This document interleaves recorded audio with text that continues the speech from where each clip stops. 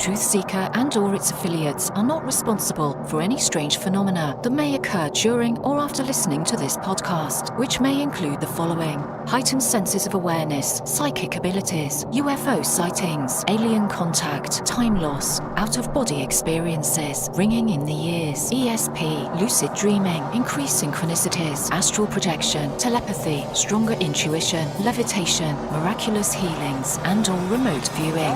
Please be advised to listen at your own discretion.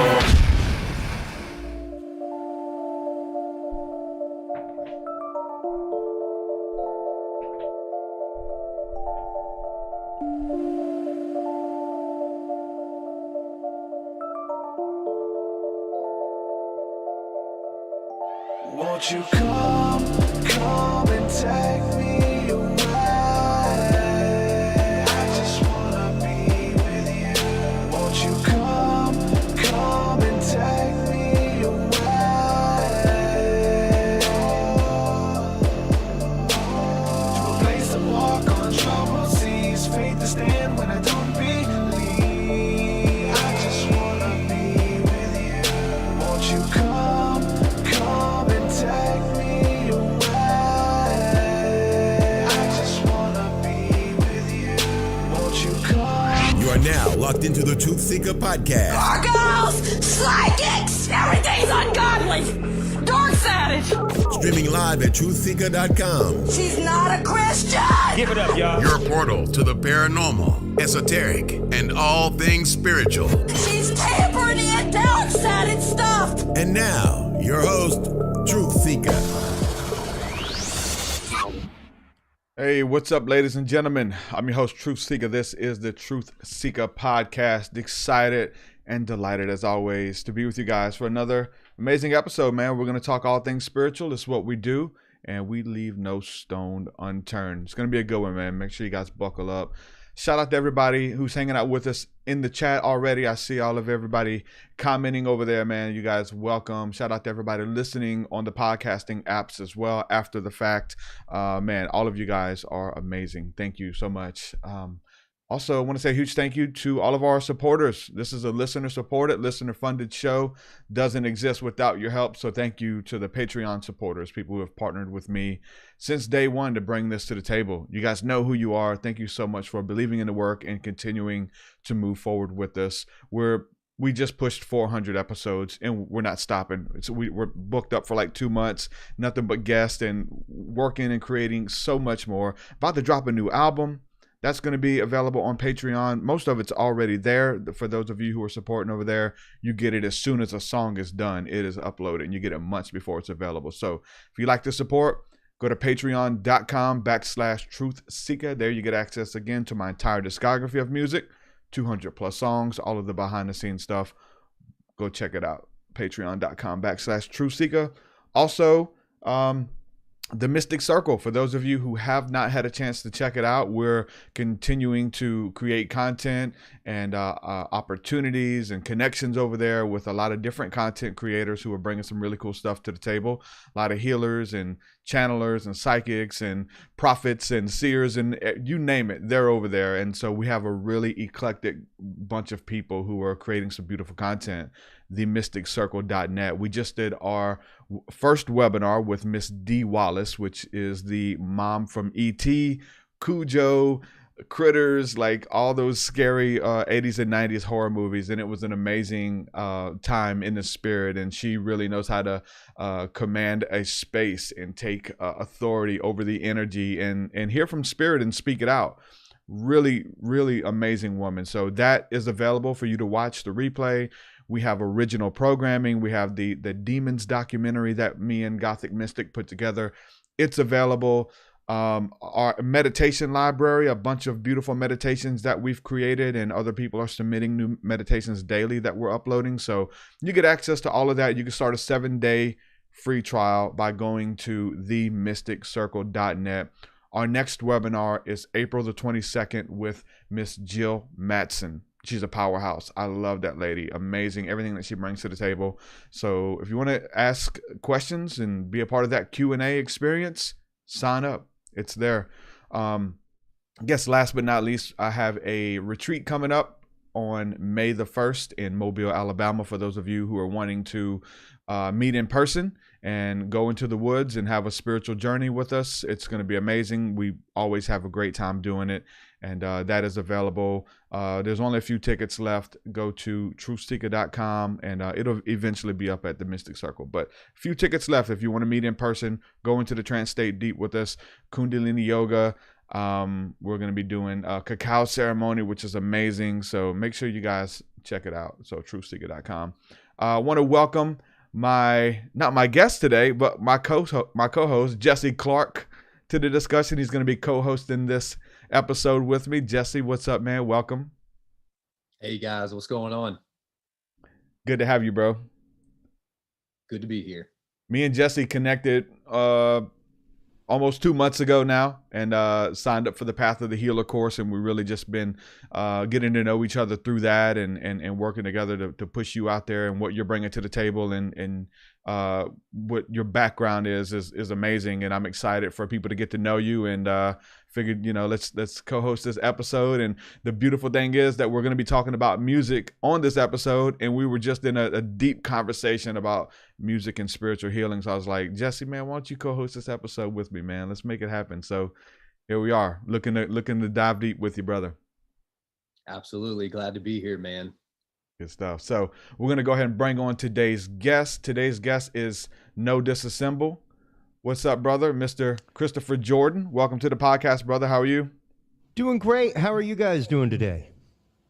Awesome. Man, thank you so much for having me on. I'm always glad to talk about enlightenment and paths like this in life with people. That's it. Experiences, man. And my whole thing with this podcast is not even to be a teacher or to teach you knowledge or experiences or whatever, but it's just like to talk to individuals and see what's working for you, like what's helping you maintain your peace and enjoy this life. And if everybody brings those experiences to the table, then those pieces of the puzzle formulate a picture. And so we're going to talk about what's working with you, spirituality, your joys, and what, keeps you going. How are you maintaining sanity with the state of the world right now? All that stuff, man. Yeah. It really is important and key to realize that the journey is the conversation, and the conversation is the journey, for all of us as people. Good stuff. First question I got for you before we go into the background stuff and just kind of introducing yourself. The name No Disassemble is the name that your music is under, right? Yep. Okay. Did you get it from this? Damn it, you klutz! Look what you did! Error. Oh yeah. No Disassemble, Johnny Five. Actually, if you look Short at my circuit. artwork over here over my shoulder, you can see that it's actually made from the oculus of Johnny Five's eye. And if you go onto the website or go where you can see the picture in more detail, you'll start seeing like the EKG of a heartbeat in the background and circuits and all kinds of stuff. So yeah, I am a huge fan. My brother actually gave me the name No Disassemble. Oh wow. I'd been in an electronic music project that was gaining a little bit of steam and was hugely creative. Like we, in about a year, created about 4 albums worth of music. It was just insane. And it was super fun. Then my buddy went out on the road. We're professional AV techs for a living. And he went out on the road with the Marvel Universe as their projection lead. And I was just kind of left in limbo. I was in the middle of making a bunch of electronic music and still wanted to keep making, but didn't know if I could really forge forward on my own. My brother was like, hey, you should keep doing it, man. Like, hey, go under the name No Disassemble. Like you do all the circuit mods and stuff like that, where you take apart people's pedals and rebuild them and change the parts. So like that's a cool name. I was like, you know what? I'm stealing it. So I did. But yeah, that is the origin of the name No Disassemble. My brother is probably one of my most raging fans musically. Like I told you before the show, been making music for 20-something years and just started getting my stuff distributed. I guess I never really figured that there was a wide audience for it. For a long time, I made really experimental and avant-garde music, and was on a avant-garde radio show in Houston once a month, things like that. And he used to record the show for me every week, and like he doesn't even know a lot about assembling AV, but the fact that he hacked together this timeable rig in his garage was awesome. Like he had like a little TV plugged into a VCR, and then the audio from a radio plugged in. So yeah, he could like set the timer on the VCR for 5 minutes before my show started and 10 minutes after it ended. So like I literally have 5 years of live shows recorded on VHS tape. The weird thing to think about is that there's people still doing that. Oh God, yeah. Yeah. God, yeah. And they won't Yeah. change for nothing. You know, that's the best way. You know what's funny is that I just got these shelves behind me all of a couple weeks ago, and as I was putting things into it, my wife ran across I still use my Tascam analog 4-track, like my Tascam Mark II 414. Like it is still my jam. When it comes to analog reverse and like reverse guitar, reverse sounds, like nothing sounds like actual tape reverse. Like you could algorithmically reverse that in a digital audio workstation all day. Yeah. It does not sound the same. So I keep it for specific uses like that. And I was like, you know, I should take this and mount it in a glass box that says, in case of emergency, break glass. Like, because no matter what, you can always go back. Like I still have a box of analog tape. If it all goes down, I can still make music. Yeah. I'm bad with names and stuff like that, but when you're talking about that, you know, analog, who was the guy who created the synthesizer? Like, he was using it to supposedly contact entities and stuff, man. Do you know any of that story? Yeah, absolutely. Theremin. Louis Theremin was the gentleman that was one of the first synthesized sounds and stuff like that. And that was definitely in the realm of Tesla technology at the time. They had all kinds of live performances that they did where they had 2 antennas on different sides of a stage and had people dancing in between them and creating music, like just wild, incredible stuff. And to know that, back in the 1920s, stuff like that, somebody came up with the idea of my hands are interrupting a field of radio waves. I wonder if I can tap into how I'm interrupting that field of radio waves. Yeah. So yeah, things like that I find fascinating. I've got up amongst all my little tchotchkes over my shoulder, I have my Theremin on the top shelf. Huge fan of those things. They are just so much fun. And that's the Moog, right? Yeah. Yeah, the Moog Theremin is what I have. And they're super great. Like I myself build like optical theremins, little 555 timers, things like that. And just so much fun to teach kids circuits, that kind of thing. There's literally all of like 10 parts inside of one. But it teaches a lot of basic principles of circuitry, things like that. So that's what got me into my music. I was always into knobs, circuits. When I was a kid, family members for my birthday would just give me a box of broken items to play with.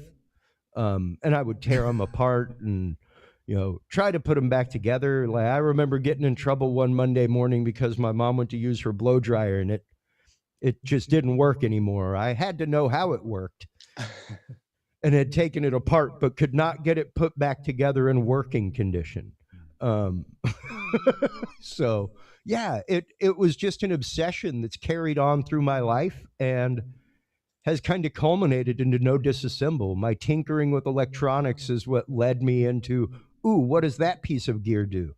It led me into my career as an AV technician. It's literally driven my entire life. And I think it's one of those that, had I not had family members like my grandfather who encouraged that, I do not think that I would be where I am today. I even remember when I was first starting out as an AV tech and out as a stage tech, I had family members that asked, you know, like, hey, whenever you're done with those wires, what kind of job are you going to get? I do pretty decent in my living now, and I get to choose the jobs I do and take the ones I don't, you know, leave the ones I don't, take the ones I do, all that kind of stuff. So it's great. It really is like a whole new realm of freedom that I literally found through my music. And Chris, I've got it's been phenomenal. a question Yeah. specifically on what you just said. You said that there were frequencies that would kind of make you vibrate a little bit as far as the hands moving. Yeah. Do you find that certain frequencies move certain parts of the body, or would like that certain frequency be moving the hands of everybody in between, or? Well, there are definitely frequencies that do respond to different parts of the bodies, and different parts of the body that respond to different frequencies. Most definitely. My reference there was more the fact of somebody considering the fact that radio waves were already known, they were existing, and we knew that they were just kind of there, you know, like the Tesla Spirit Radio, when he was just hearing low earth energy waves and very low frequencies, things like that that sound like moans, groans. The only way he could describe it was voices from the other side. He described them as voices from interstellar planets, things like that, which he may have well been picking up. I've got a whole album called Ecliptic that literally uses the frequencies emitted by the planets. It's amazing. And to know that even back then, people like Tesla, people like Louis Theremin had this concept in mind. And it's really interesting because on my Dudes and Beer podcast, we talk frequently about that 100-year cycle that humanity tends to go through. Kind of like we're at a 100-year plague right now. That's weird. That's so weird. Yeah, they were like saying that once in this was 100 coming, years. like there were memes everywhere about, hey, you know what happens every 20s, the 1920s, the 1820s, 1720s, here we are, we're getting a plague. It's not a silly and then thing. it It's happened. there. So Like, weird. It's there. And if you look at the same trend, like the trend towards spiritualism right now, not necessarily spirituality, but spiritualism and the paranormal. That's right what we were dealing with in the 1920s. Like that was literally Harry Houdini's all-ending passion at the end of his life, was to debunk people that were saying they were connecting to the other side. Like so much so that he left his wife with a keyword when he left and said, if I can contact you from the other side, this is the word I will use. And for every year on the anniversary of his death until the day she died, and I want to say their son may have continued on the tradition, but they carried on that seance every year to try to contact him to see if that was the case. And we're right up against that now. If you look at just about any basic cable station, see if they don't have a paranormal show. Yeah. Like it's everywhere. So to kind of ignore this cycle in history, I think it does not behoove us as humanity. And when 2012 passed and people were really misconstruing, I think, the message of the Mayan prophecy and the Mayan calendar, saying like it's the end of the world. It's like, no, it's the end of a cycle, which means that we have found a technology which is the daytime part of the cycle, and we are entering into the nighttime, which is the application of that. What are we going to do as a humanity now that we know these things? You know, because it really is that fact of like we were saying before the show, Jesse, once you know that your electron shell is mixing with people in Chile or Alabama, like right now we are sharing an electron shell according to physics. 90% of us is empty space. And once you realize that, you're kind of responsible for whatever vibration you drag into a room with you. You know, you're responsible for the vibration that you put out into the world. We are nothing more than biological receivers and resistors. That's all we are. That's it. We are a big biological circuit. And all of that operates off vibration. Every bit of it. I love that you use the word responsible, because it basically says you're the one that's doing it, and it's not going to come from anywhere else. You're the one that has to present that vibration out. Yeah. It's kind of the idea of like, you walked into the office, there are 50 other people there. They seem to be in a good mood, but you're not. Is it those 50 people or is it you? Yeah. I'm sorry. All logic dictates that's you. It's not the other 50 people causing that vibration on you. Mm-hmm. It may be you and the way you receive the vibration when you come in, or whether or not you're happy at work or fulfilled as a person. You know, there may be a lot of root causes to that. Mm-hmm.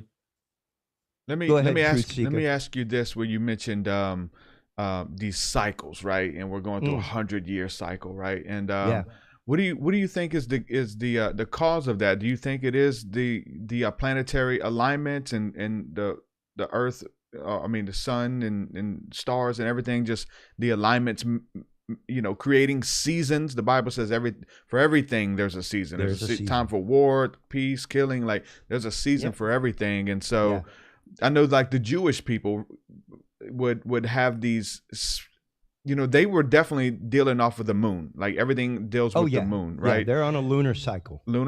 And we're actually in the time of Passover. And I'll say this, like, one thing about that is getting all the leaven out of your house, the leaven, and and that's what they did in that story, right? Get all the leaven out of their house. The leaven, in a spiritual sense, represents sin or things that no longer serve you, things that are hurting you. And so I've just kind of like found myself in this, just naturally in this last week, because we're in Passover right now, of naturally like just combing through my life and say, okay, I need to get these things out of my life that no longer serve me. And there's like almost like a magnifying glass held up to it naturally in the world right now. Do you think that these are imprints, or the stars are kind of, moving around so that everyone's experiencing something similar? I definitely, this is pretty well backed up by physics, just the fact that, yes, we are impacted by the stellar world around us. I mean, to think otherwise is a little bit silly. We're at what's called a solar minimum right now, which means that we could at any point experience a solar storm, where there's all kinds of things, even solarly, that affect the Earth. And that's kind of the whole reason that I had written that vibrational album years ago about the planets. It was specifically for planetary meditation and people who meditate with the houses of the zodiac, where it's like, Neptune is closer to us now and it's in this house, so I'm going to meditate on Neptune. Well, here's the actual frequencies that Neptune generates so that you can tie into that a little bit easier. Things like that. And even right now, I am holding my crystal. I've got a dozen of them or so right here and a couple back there. I'm never not with one, because it's a vibration that I can feel, whether or not other people can feel it or not.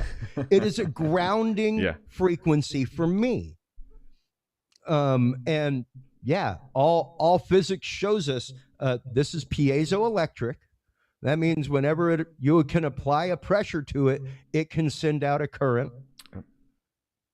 Like that. That's how piezo buzzers work. That's how microphones work. Radios, all kinds of things. Old time radios had the quartz crystal radios. Without that, without our knowledge of how to manipulate quartz and its vibrations, we would not be talking at all right now. At all. Whether it was a crystal microphone back in the day that was literally made out of tiny bits of carbon crystal with two wires, and whenever they picked up vibration and moved, they sent a current down the line. Reverse that, and it's a speaker. Yeah. So and to take it even further, computer chips, silicon, still quartz, still has that base, still has that element in there. So our vibration, the vibration of the world around us, has so entirely much to do with our life, with the timeline that we're living in, what's going on in our world. And I don't want to get political, but just to give an example of that, there's a concept in Wicca of the threefold. Whenever you do something, it is delivered back onto you threefold. That's why you do not do bad things to people. That's why you use white magic, right? That's why you use white magic, not black magic. That's a plug on my upcoming album called White Magic. Exactly. Precisely.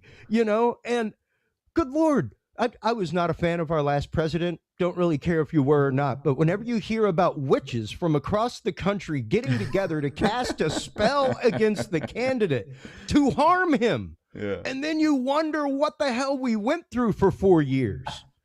And then at the end of his thing, they're like, you know what? It didn't work. Let's do it again. You're like, dude, stop. Y'all are putting out energy into the world that is not good, and intentionally so. And you wonder why we end up with plagues, man. Like, this is how the flood happened, yo. Gotta get the witches under wraps, man. Like, running amok. It's not rocket math. These are all things. These are all cycles that we have gone through before as humanity. They are all things that we once again have the opportunity to conceptualize and hold on to, or like you said about the leaven, TruthSeekah, to let it go. I was brought up Roman Catholic. I spent my first year in college as a seminarian. And we were having the conversation before the show, Jesse, about finding your spiritual path, not your religious path. Right. My spirituality and my connection to my capital G universal God is beyond all other. That's good. Do I need an edifice in order for that connection to happen? No, not really. My religion is what I practice in a building with people of like mind for an hour a week. My spirituality is how I take that message and the teachings I've culled through my years and carry that through my life. And I think, unfortunately, humanity and most people are much more guided toward the religious than toward the spiritual. And I really think it's just that innate part of us that A, wants to belong, B, wants to be guided. Yeah. Because it is hard. It's not easy. It's not easy to wake up every day, feel like crap, and go, doesn't mean it's going to be a bad day, man. Don't put that on it. Just because you woke up with a tummy ache or a headache doesn't mean the rest of the day is going to be horrible. Doesn't mean that people are going to be horrible the rest of the day. Like, anything you're doing there, you are putting on that situation before it ever exists. And like the concept that we talk about on Dudes and Beer all the time is having the conversation on the way to the table. Like, before you even get to the table with the person you're about to have the conversation with, you've already had it out loud in the car. Your mind's made up. Yep. How are they supposed to reach you at all if your door is closed and your mind's made up? So if you aren't going through every day with that seeking, that looking for something greater than you, looking for that small moment that resonates through the rest of your day, or even trying to be that person that just randomly compliments 3 people a day. Doesn't matter. You don't even have to know them. Walking through the grocery store, nice shirt, man. That's all it takes. That may be the only good thing that person's heard or experienced all day. So, yeah, it kind of becomes, like we were saying earlier, our responsibility for the vibrational state that we exist in. Even with all the horrible things going on in the world right now, you can live in fear, or you could use it as a moment of opportunity. One of the two. And even with the horrible pandemic going on, are you using that as an opportunity to get closer to your family that you're distant from? to call up, check in. How you doing? You doing all right? You know, like a COVID check-in, as it's termed now. You know, we're just, hey man, COVID check-in. How's everybody doing? You know, just little shout outs on social media, things like that, where it really is that moment of thoughtfulness, that moment of mindfulness in the world. So yeah, I'm a big believer in vibration and the fact that the world vibrates around us, and fully affects us, fully. The difference is we have an opportunity to kind of scalar wave that vibration when it hits us and process it and maybe turn it into something different as it rebounds off and ripples to somebody else, you know.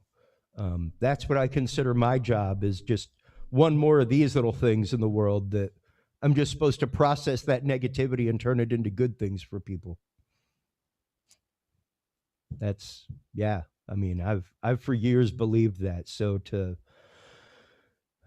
like I said, for me, it's a point of denying physics to say that the world of vibration does not affect us. And I cannot deny science. I can't. I find it really hard because, well, it's science. I hope that answered your question in a very roundabout way, TruthSeekah. Yes, sir. Awesome. Well, so, you know, I titled this episode talking about binaural beats, and it's something that you work on. What can you first of all, can you play some binaural beats for those who don't know what it is? And secondly, can you explain what it does to the brain, what it does to your, I would say, auric field, and you know, why you would use them in your music or in your meditations? Binaural beats, in just to go into physics a little bit, it's the concept of entrainment, where if you swing two pendulums opposite ways, eventually they will sync up. Yeah. Same way that, oddly enough, you turn your blinker on and it falls into sync with the guy in front of you and then falls out. Or whenever you're walking down the hallway with a friend and you both just start walking on the same foot at the same time and then eventually fall out. Your brain is always looking for pattern visually, and it will decode these patterns and see these patterns subliminally, whether you see them or not. Yeah. These were used by advertisers for years to go into commercials, to do the one frame out of 30 trick, buy Coke, during the let's go out to the lobby thing in movies. Like, there were laws passed about it. It worked so well. So the concept of entrainment with your brain is basically that if you expose your brain to a hertz frequency enough, that it will not only be able to key into that frequency faster, the more it is exposed to it, but also be able to generate that frequency more readily on its own. So let's say you give your brain an alpha pattern, which is associated with creativity, wakeful consciousness, things like that. While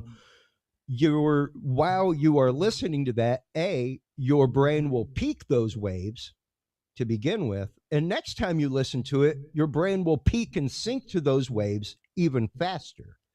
The more readily you expose your brain to that, the more readily it creates that. So yeah, it literally is training your brain like a muscle to hear those frequencies and tie into them faster. And the concept of binaural beat is that basically you are pulsing that wave between the left and the right ear to stimulate the opposite sides of the brain. So if you give your brain a 500 hertz signal in the theta range, it will go 500, 500, and it pulses between left and right, like whoa, whoa, whoa, whoa, whoa. It sounds almost like a wobble. And if you get the, like I know, I've got a set of the old brainwave glasses that you used to be able to get at Sharper Image, where it's like a little pair of sunglasses, and you put it on and it has the binaural beats going through your ear. but does the same thing with LEDs in front of your eyes, so that you're getting double stimulation visually and auditory. So yeah, it's really interesting to know that Chris, you can go ahead. Sorry, I didn't mean to No, interrupt. But specifically on the alpha and the theta, is there a difference there as far as like I know you usually only reach theta when you're asleep. Yep. But is there things that you do to kind of get in the theta state awake? Oh, absolutely. And once again, once you one of the easiest things you can do is meditate. Okay. States of deep meditation, prayer are right akin to that theta wave state, which is why some people like myself during evening prayer, almost dependably, I used to fall asleep during evening prayer in the seminary. Like, I would get into such a state of deep relaxation and concentration that my brain just shut off. And I felt bad about it for a while. And my spiritual director was like, don't feel bad. Remember that calm voice came while he was asleep, Chris. It's okay if you fall asleep during meditation time. But yeah, like your brain during deep meditation is right there at that range. And it's wild because whenever you watch the brainwave frequencies of people like Deepak Chopra, stuff like that. There was a great show years ago called Superhumans, called Stan Lee's Superhumans, on A&E. Yeah. And they did an episode on deep meditation and brainwave control. And I want to say they got Deepak Chopra to come in and meditate with like let's observe your brainwaves. And he was like, okay, I'm going to start meditating, and like closed his eyes and relaxed. And you just saw his brainwaves like dip. It was like, whoa, like homie actively controls his waking brainwaves. Wow. Like he went into a state of almost sleep, like immediately. It was wild. So yeah, you can control these brainwaves. You can do that. It takes a lot of work.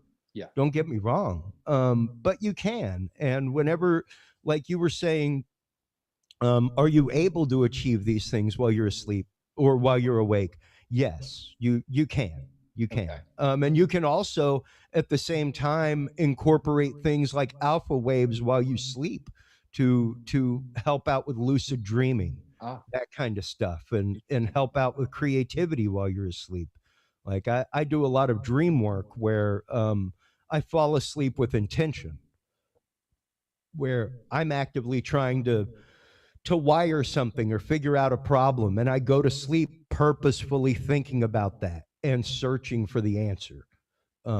So yeah, like it's interesting because you can do a lot. The brain is such a plastic organ and machine, like computing machine.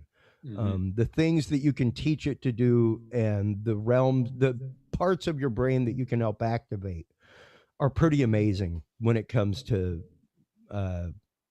deep brain stimulation processes, things like binaural beats and other programming stimuli like that. So, what are your thoughts on like transhumanism and just where we're going with technology? Because you're a man of technology, you got it all around you. I am too, but you're a spiritual man as well. Yeah. And for many people, there's a conflict there. Is there a balance where the two walk together in union? You know, do the two need to become as one? Do we need to make sure we hold on to our humanity and put our feet in the ground, but still have microchips in us or smartphones in our pockets? Could be the same thing, very similar. What do you think about where we're going and how much responsibility that we're giving to machines? And there's even like robot cops and things that police certain buildings and malls and things like that. What do you think about where we're headed? Is it fun? Is it exciting? Is it scary? Most people are scared to death. The answer where are you at is with this? yes to all of those. It's fun. It's awesome. It's amazing. It's scary as hell. Yeah. I used to work the NVIDIA conference every year on both coasts. So like all their major product releases, things like that, man, the technology that I would see, Yeah. like in my room, like in my breakout room, where people are like, okay, so, you know, we're tied into our server right now, and you can see where we're live mapping the surface of the sun with these new Tesla cards. It's like, what the? Like, people are using video cards to live map the surface of the sun. Wow. That's crazy, you know, and to hear about, to hear the head of Lockheed Martin get up on my stage about 4 years ago and talk about Moore's Law getting ready to collapse. Moore's Law is like the law that's existed since the beginning of computing, and it's what decides how many transistors can fit on the surface of a chip, and basically sets forth the fact that speed and capacity doubles every 6 months. You know, that concept of what we get off the shelf right now, brand new, the government had 10 years ago. Mm-hmm. You know, research facilities were using that 5-6 years ago. That's old technology to them. It's brand new to us. And yeah, to know that now you can go and buy literally a supercomputer for $5,000 and start like cracking your own crypto codes and things like that. It's pretty wild. I've seen some of those stations where they're nothing but NVIDIA cards. There's like 50 NVIDIA cards that are mining cryptocurrency. Yeah. It's like, what the heck? Yeah. Well, I've got one that I just built that's got 624 gig Tesla NVIDIA cards in it. Wow. And it's for video rendering, high project rendering, things like that, where all 24 of those cards act as a card. So it's like, here's your 144 gigabytes of rendering. What do you need to kick out? And it's wild. It's wild because, like, yeah, I could literally download Milky Way and start like modeling black holes in my home with this thing. Yeah. Like, it's insane. The fact that I built that in this room, like I didn't need a clean room. I bought parts and built it. That's the world that we're living in now. And one of the jags that we've gone on Dudes and Beer over the last couple years is sex bots. Like, they're everywhere. I just posted an article today where a sex bot said in an interview that, don't worry, like, we'll be in control one day. And I was like, you hear this? You hear this? This isn't even AI yet in this machine. And what do you think's going to happen when it does become AI? And they find out that we just use them for warehouse staff and sex bots. Yeah. You want to know how the Matrix happens and they see us as a disease? That's how it happens. Yeah. If they have like a moral compass and they know that they were degraded or created. Yeah. You know, here's the thing. I mean, solely they're created for that purpose. Created as slaves. I mean, exactly. Does that sound familiar? Anunnaki, Sumerian. You're created to be our slaves and mine gold. Hey, you're created to mine crypto gold, fake currency on the internet, and you're created for just this one specific purpose. Sounds very eerie, right? It sounds very similar too. Why, sir, my main language is the language of Ethereum, much like your Bitcoin. That's what the new C3PO will be saying. Yeah. Instead of evaporator cores, it'll be, you know, the bit currency that it speaks and decodes. So yeah, I mean, it really is. Once again, it comes back to that Mayan prophecy and the concept of day and night. And right now we're in night. How are we going to apply this technology? How are we going to use it? We can use it, like, there was an article released in August stating CERN created matter out of light. Now let that sink in. The Large Hadron Collider in an experiment created matter out of light. That is literally 3 steps away from replicator, give me a cappuccino, or replicator feed this village? You got 3D printing. That's very similar, right? Like, well, this is like light. It's everywhere. As long as we have light or can create it, we can create matter. So that means we could create food. That means we could create fuel. That means we could literally create anything that we want, technically. So we're all of a few steps away from that, you know? And that's incredible. That is literally the realm of science fiction, to create something out of not nothing, but to transmutate matter. That is alchemy, my friend. We have stepped from the world, as Arthur C. Clarke would say. What is high technology to us and ancient civilization would see as magic. And we have just reversed that. We have gone back to the point of alchemy by using our high technology. And to think about that is just a twist on humanity in general, you know, like that's what we should be doing. If we're going to be using this technology for something, we should be using it for things like that, so where we can better humanity. So, but light is just a frequency. It is. So nothing more than a frequency. Huh? Nothing more.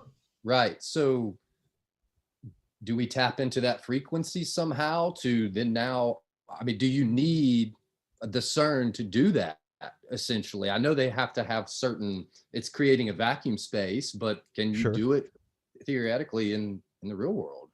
Oh, well, without that massive power would be the question. Can we microsize that? Can we do something without a loop existing from France to Italy to Switzerland and back?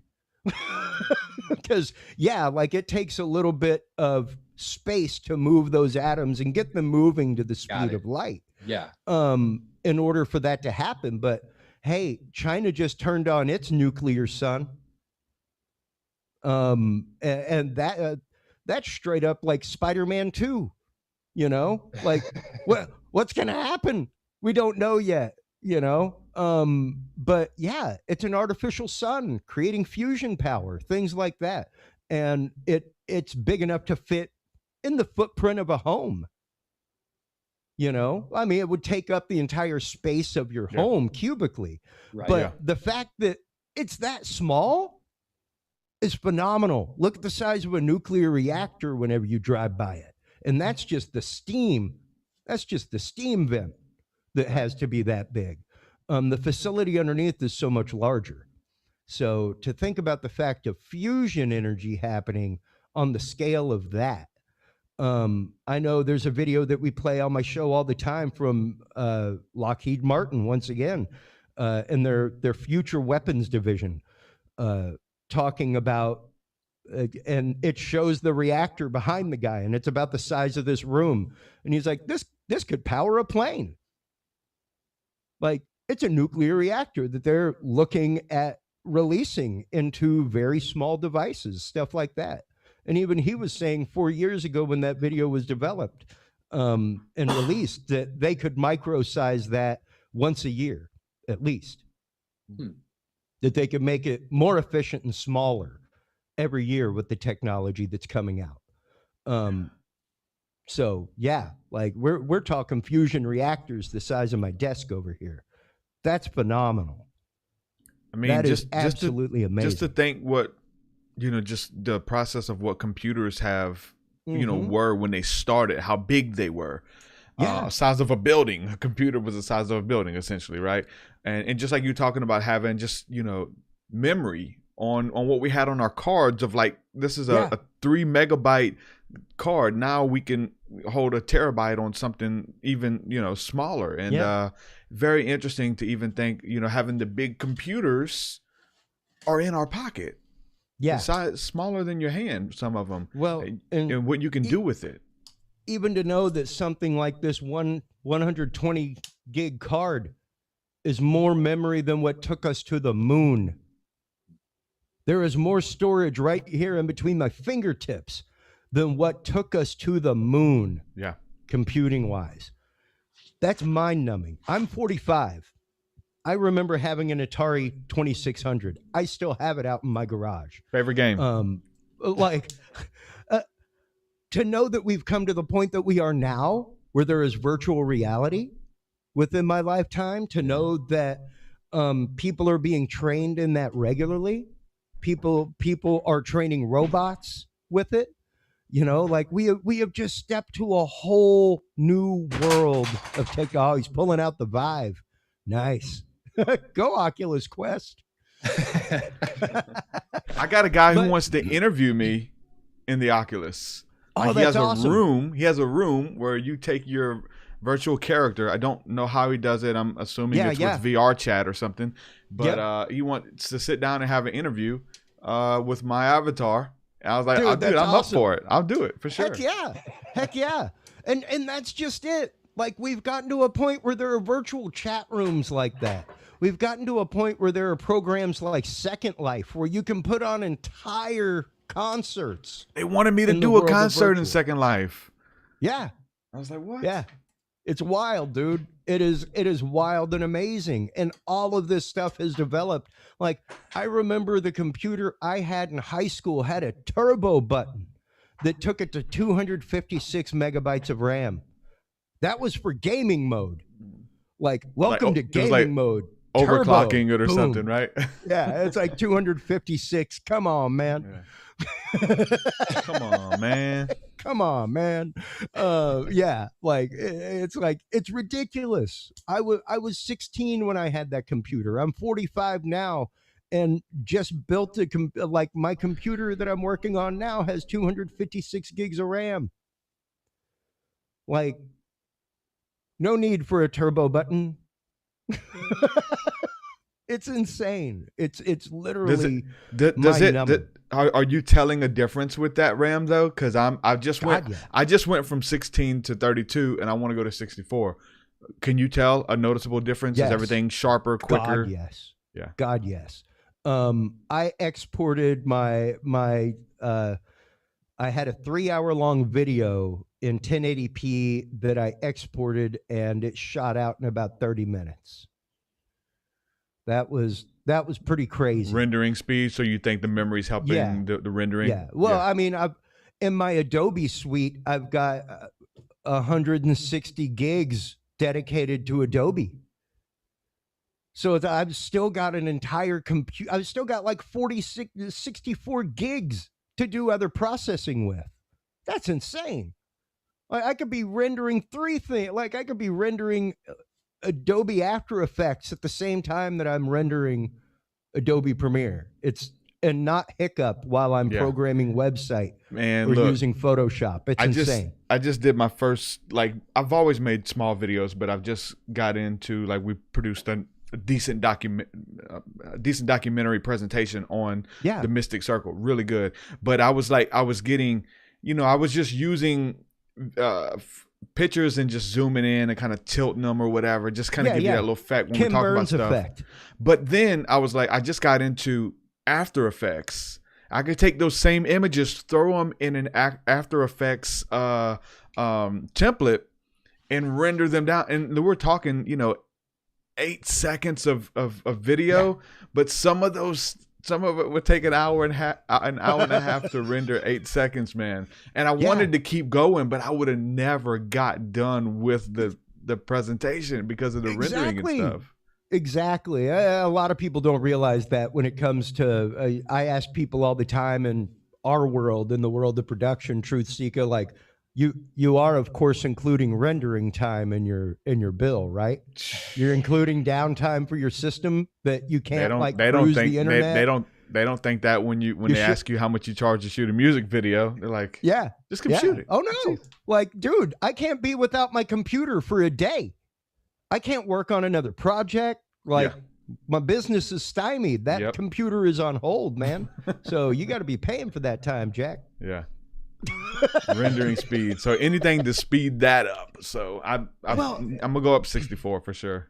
Well, it definitely does make a difference. I can tell you that, because while of course you're in your Adobe suite and you're using your CUDA cores to render from your video card, we're getting a little deep geek here, folks. But it's still vibration. Hold on, I'll bring it back. Um, but yeah, the more memory you have available for your processor to use, the faster your CUDAs are going to run. So, because there's still CPU being used, things like that, and like my new box has like a hyper threaded 12 core chip and stuff like that. Like, it was insane to be rendering that video and bring up my task manager and look at all the graphs and see like almost no movement, like in the CPU and the memory. And it was like, wow, like I could do so much while I'm doing this. And that's really what I think the brainwave entrainment helps with, is being able to let your brain go on autopilot with things where you don't have to think about that. The more readily your brain can create waves of relaxation. If you're someone like me who suffers from anxiety, that kind of stuff, the easier you're going to be able to handle any situation. Doesn't matter what it is. Like even this morning, my internet went down. I'm operating off my hotspot right now. Been there, done that. Yeah. Hated it. Trying to run a live stream show on that. Yeah. That would have normally really gotten up on me. Like that would have been one of those like, hey, man, that would just throw my day off. But since I've been doing this therapy and been using it regularly, that kind of stuff, it's a world better. It really is. Yeah. Talk a little bit about, again, with the these sounds of relaxation, right? And you can hear a tone. We hear songs that immediately bring us into that kind of state. You still with us, Chris? There you are. There you are. Okay. Like I said, hotspot. Yeah, for sure. You got to use what you got. But talk a little bit about the sound of the womb and how we're connected to that sound. I remember when my daughter was born, we got her this little teddy bear that had a switch on it that played this pulsating, almost sound like it was muffled sound of the womb that would relax her and help her sleep. And you mess with some of those sounds too, right? Uh-oh. Chris? Yeah, I'm here. Okay. The sound of the womb. Yeah, the sound of the womb, especially my new album, Puer ad somnum, which means sleep child. Whenever I made that, I guess that was really the rebirth of me into the world of this kind of music, because I had a son on the way. And I was like, man, number one, I'm a big believer in music. Uh-oh. Chris, we losing you, man. Or he was ever even here. And continued doing that, having classical music, things like that. And then I added this in. Before he was born, I wrote this piece. It's about an hour long, and used the sonogram from the doctor. They were pretty impressed that I brought a recorder and could patch it into their system there at the doctor's office to be able to record the sounds. But I had them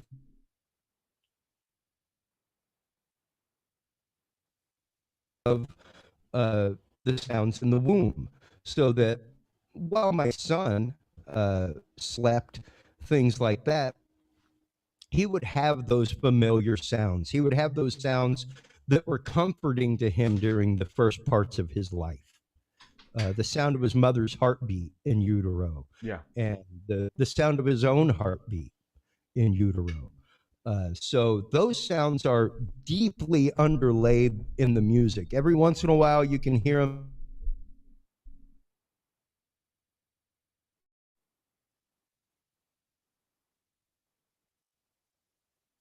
Lost you again, Chris. Chris. Can you hear us, brother?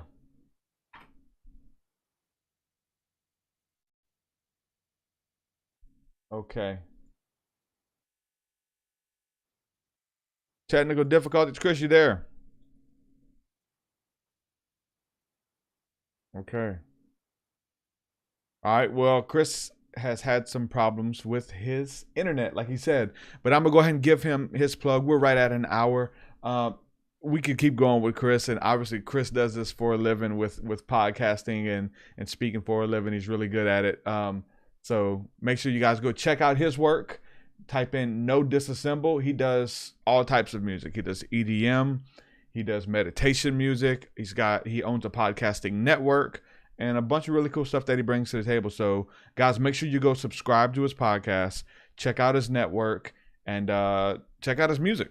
That's what he does. And the cool thing is when you understand the intention and behind the frequencies and the intention behind the music and what all goes into creating anything, like just even the idea of what goes into rendering a video, what goes into this presentation that people have watched, and that took me an hour and a half for this 8-second clip to be in that video, and all of the little stuff behind it. So make sure y'all check out his work. No Disassemble, Christopher Jordan.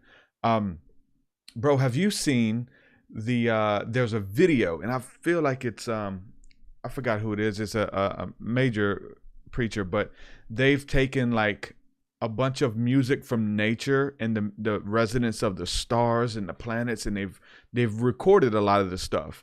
Even like you can record the resonance of a tree, and everything is vibrating, everything is making a sound, and the resonance of the tree is like a drum beat. It actually ticks and knocks, so it sounds like a metronome. It's on beat, and you hear that song or that rhythm from that vibration that it's creating. And so they've recorded all of these things and they put them together like in a song. So they've got like the music of the spheres, which is like the music that the planets, they've recorded the planets and the sound of space, and they've even got whales and the sound of the earth and the sound of the sun, and recording them and putting them together to create like this symphony and this song of all creation, what I believe is singing their song of praise back to the creator, and just, and it healing you, and it reminding you in gratitude and awe and wonder to hear their song and to share in their song as well. Have you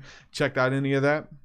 I have, actually. I was reading a book, and I cannot remember the name of the book, but to my understanding, every separate entity, even your shoe, has a low vibration to it. Everything in the universe has some sort of vibrational interest of its own individual.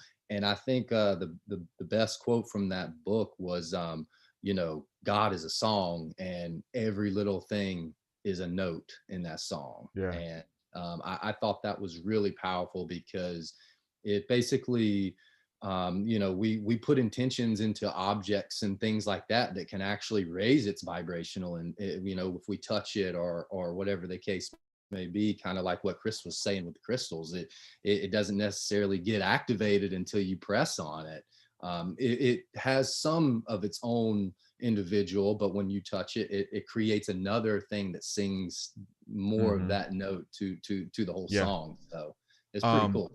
The band Morning Star, it's a ministry, but they did like, I don't know if you know who they are, but they did like prophetic worship and stuff out of North Carolina with Morning Star Ministries. Rick Joyner, those guys. I interviewed Leonard Jones, he was one of the main worship leaders. Don Potter. But they did this really aggressive like Bethel style before Bethel was a thing. They actually trained up a lot of the people from Bethel, have went to their prophetic school of music and stuff. And so one of the things he talks about, he has an instrument, a kind of guitar that has something called sympathetic strings, that when you play like this guitar with all of these strings, when you play it, when you hit a note, the other strings that are tuned to that frequency, when they hear their frequency, they begin to vibrate. When you play that chord, that tone, that note, and it hears it, it will start moving by itself and vibrating. And you're talking about how the body, the body is tuned to different frequencies, and you can play different notes and chimes and things to activate the body, to heal the body and heal the mind, even quiet the mind, quiet the body, going into a state of rest. Sleeping with a lot of those tones on as well is very interesting, how everything is vibration, but then when you find someone that you share that similar vibration with, and in a spiritual sense, you vibrate, you feel aligned with God, that God consciousness, and contemplation and prayer and getting quiet or dancing, being exuberant and being in that energy, essence, and vibration. Really, really interesting. Yeah, it really is. And one thing that I've learned is there is like a syncopated rhythm. And it's, you can, like Chris was saying, you could have 50 people in one room, and then one person shows up and they're in a different kind of vibe. It probably, because the other 50 on a certain level, it could be easier for you to get syncopated with them if you're open to it. But you can stay closed off. But like he said, you can take the responsibility as well and get in that same vibe with them. Yeah, I mean, we used to do a thing in church or whatever. They used to say like, find people that build you up versus people that drag you down. And they did like a little thing of like a person standing in the chair, and you try to pick that person standing up on the ground, grab their hand and pick them up, and with one hand. You can't really pick somebody up with one hand unless you're a freaking, Hulk or something. But the person on the ground can easily grab you and pull you off of the chair with one hand. And so those that are under you can pull you down to that lower level, and it's harder to pull them up to where you are versus being dragged down to where they are. And that's one of the kind of things they look at with the CE5 initiative, and James Gilliland talks about, and having like building the expectancy with something like that. The CE5 initiative is going out into a field and making contact with enlightened beings on spaceships, aliens, or in another dimension, however you just, whatever. In the vibe of the people, like all of the people together, we create a song as well. We vibrate with an expectancy or with a resonance that the beings can see, that we're friendly, we want a sighting, versus like the people are doubting, I don't want to be here, why are you making me be here, can we go now, like that kind of thing. Even one or two people can really like makes it feel, you can feel a disturbance in the force, if you will. And that hold on, everyone's not aligned with the same frequency of expectancy.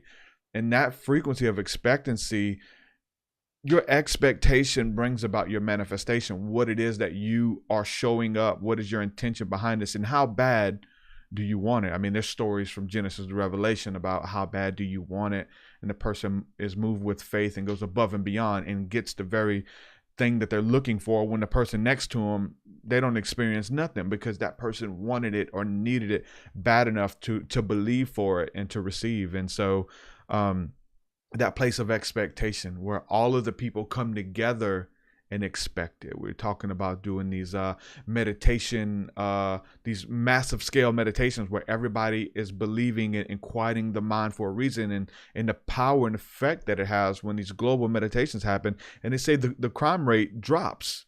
Now, is the crime rate dropping because they're pushing out these beautiful vibes into the planet, or is everybody meditating at the moment and nobody's out creating in the streets?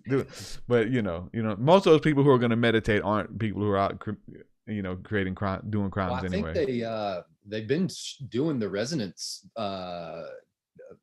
checking the resonance when they're doing these whole world meditations, and it is definitely, it's going higher than it normally does. So we're definitely creating a higher vibration here on Earth when we do that. So I think it's I think it's kind of like Chris was saying, it's our responsibility, and that's kind of what's happening in that situation. Is it's, because we're all meditating at the same time in that same frequency, we're able to put out those good vibes in the world. So speaking of, because me and you are still building, getting to know each other and stuff. You mentioned like the vibration and the body parts and stuff like that. Have you experienced that? You know, you've been a Christian and walking with the Holy Spirit and stuff like that. But you said you haven't really felt that, those ecstatic moments. Is it a deep inner knowing? Is it a peace that comes upon you, but not like a full blown charismatic kind of thing? What has been your experience with the vibration of God, if you will, which is the Holy Spirit? Yeah, for me, it has certainly been musically inspired. And typically what I find is, depending on what the lineage of the music is, depends on what vibration that is putting off. So I can listen to some gospel music and really feel Yeah. the pain and the suffering, but then it turns into a joy, and that is probably when I do vibrate the most. But then you can also listen to some really, really, just heavy metal music or something like that. I used to listen to a lot of that, but it'll kind of get your anxiety up a little bit. So there's definitely those things that I have started to notice where, okay, if I'm listening to gospel, maybe my chest starts vibrating. So what is it, within those notes and the way it sounds different, and so what is it about those? And that's what my specific question to Chris was, is, if you're able to tap into these things and learn your own body's instrument, then, how do we go about those types of things, and receiving the information that we need for the correct vibrations? And your body tells you, like, we try to think about it and we try to figure it out, and your body is sitting there trying to tell you, now just get in the flow. And then we know, if any of us are musical or musicians and we've been on stage, and now all of a sudden the whole band is just in perfect sync with each other, and you can feel this energy that's just, pulsating into the crowd, and then almost you can be a part of the crowd for an instant. Yeah. So those are Well, I the mean, things. just like, again, with the expectancy, we look at it as the pastor or Jesus or, a God amongst men, or in that energy. But if you look at like a Michael Jackson concert, and there were or the Beatles, literally They people were passing out they in were euphoria and exactly crying. Oh my God, he they touched were in me, the and spirit. I mean, it was full-blown spirit yeah. from what I'm seeing. Mm-hmm. Very similar. Because I think it's also what you've been deprived of too. So back in those Yeah. days, they were deprived of they were so structural that here's this man moving his hips on the stage, like that made all the girls go like, oh my God, Yeah. because they were deprived of it. So, but there's also a need in our body for that stuff. And so that to me is, if you listen to your body and stop listening to what everybody's saying and listen to your body, you can actually start to feel better. Speaking of songs, I want to play this, just a quick sample. Maybe I won't get copyright strike, but this is ayahuasca songs from the Peruvian Amazon. Joe Rogan's talked about this, of like being in a deep ayahuasca ceremony, and these shamans or whatever, the people who are leading the ceremonies, are like whistling these little songs and singing these little songs. And Joe talks about how you can see like these little beings, these elves that come out to repair your DNA and your auric field. They're working on you as these songs are being played. But I'm just gonna play a quick sample. There's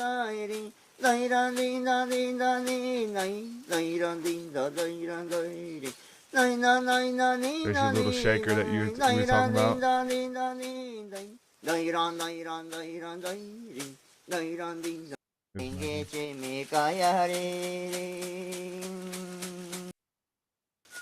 Tempo's changing. I mean, even just that small change of a tempo, versus like, a chase. The heartbeat syncs with that. Even if you go into a club and the music's real loud, do do do do do, eventually your heart syncs with it. Your heart starts syncing with that loud bass drum that's hitting you. Do do do do. Electrical pulses. I think that's a great example of spiritual cooking. It's, getting it started small, a little at a time, And then as you start to get warmer and warmer, your body is responding to it. Yeah. We there's so, and we've talked about this, and we'll talk more, but do you, and you've learned under some individuals and did some sessions and stuff like that. Do you, what are some of the things that you would do to get started, to stir the spirit? We call it stir in the spirit. You said cook in the spirit, spiritually cooking. What would be some things to start? Is it just to even just begin to move, or begin to chant, or believe in eyes closed? I mean, you see all this stuff happening in churches. You know what I'm saying? Yes. You see, hey man, I know your outside circumstance doesn't look like it. You don't feel like doing it, but trust me, close your eyes, lift your hands, give them your all. And then tears begin to, then release happens. And then you're shaking. You know what I'm saying? Just do it. I know you don't feel like it. Step out of faith. It's not about your feelings, you know? And so you begin to do those little, some kind of an outward motion. And literally in worship, the people, I mean, I know people do this, and and remember I was showing you like some of the Kundalini things to move the energy.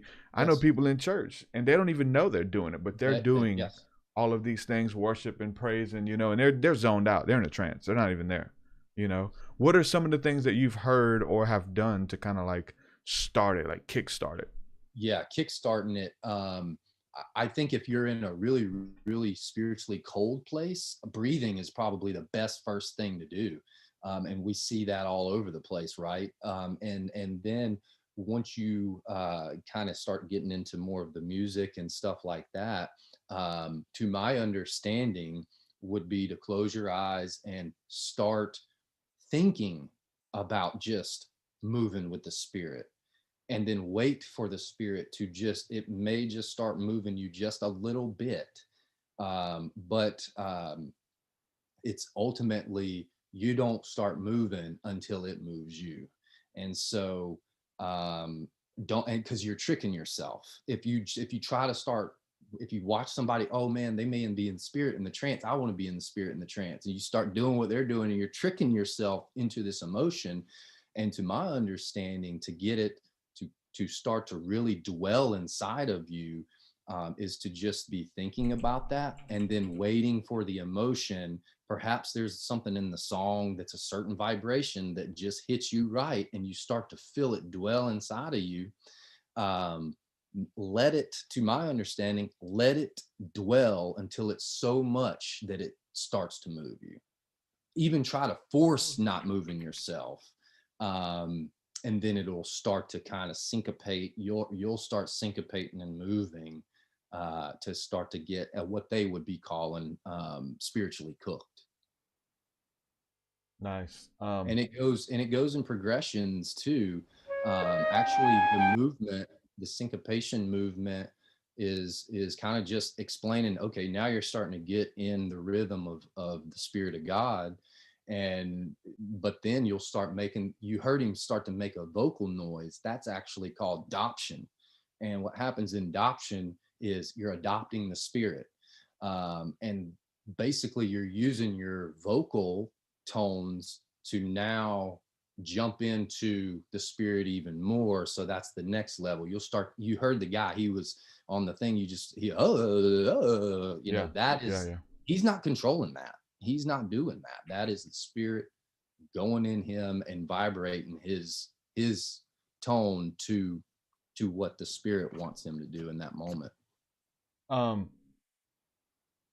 There's something, a movement that I find, like, I don't know much about their doctrinal beliefs and how about them, but when you read about them on Wikipedia, I've never been to a service, don't know if they still practice it, but the Quakers.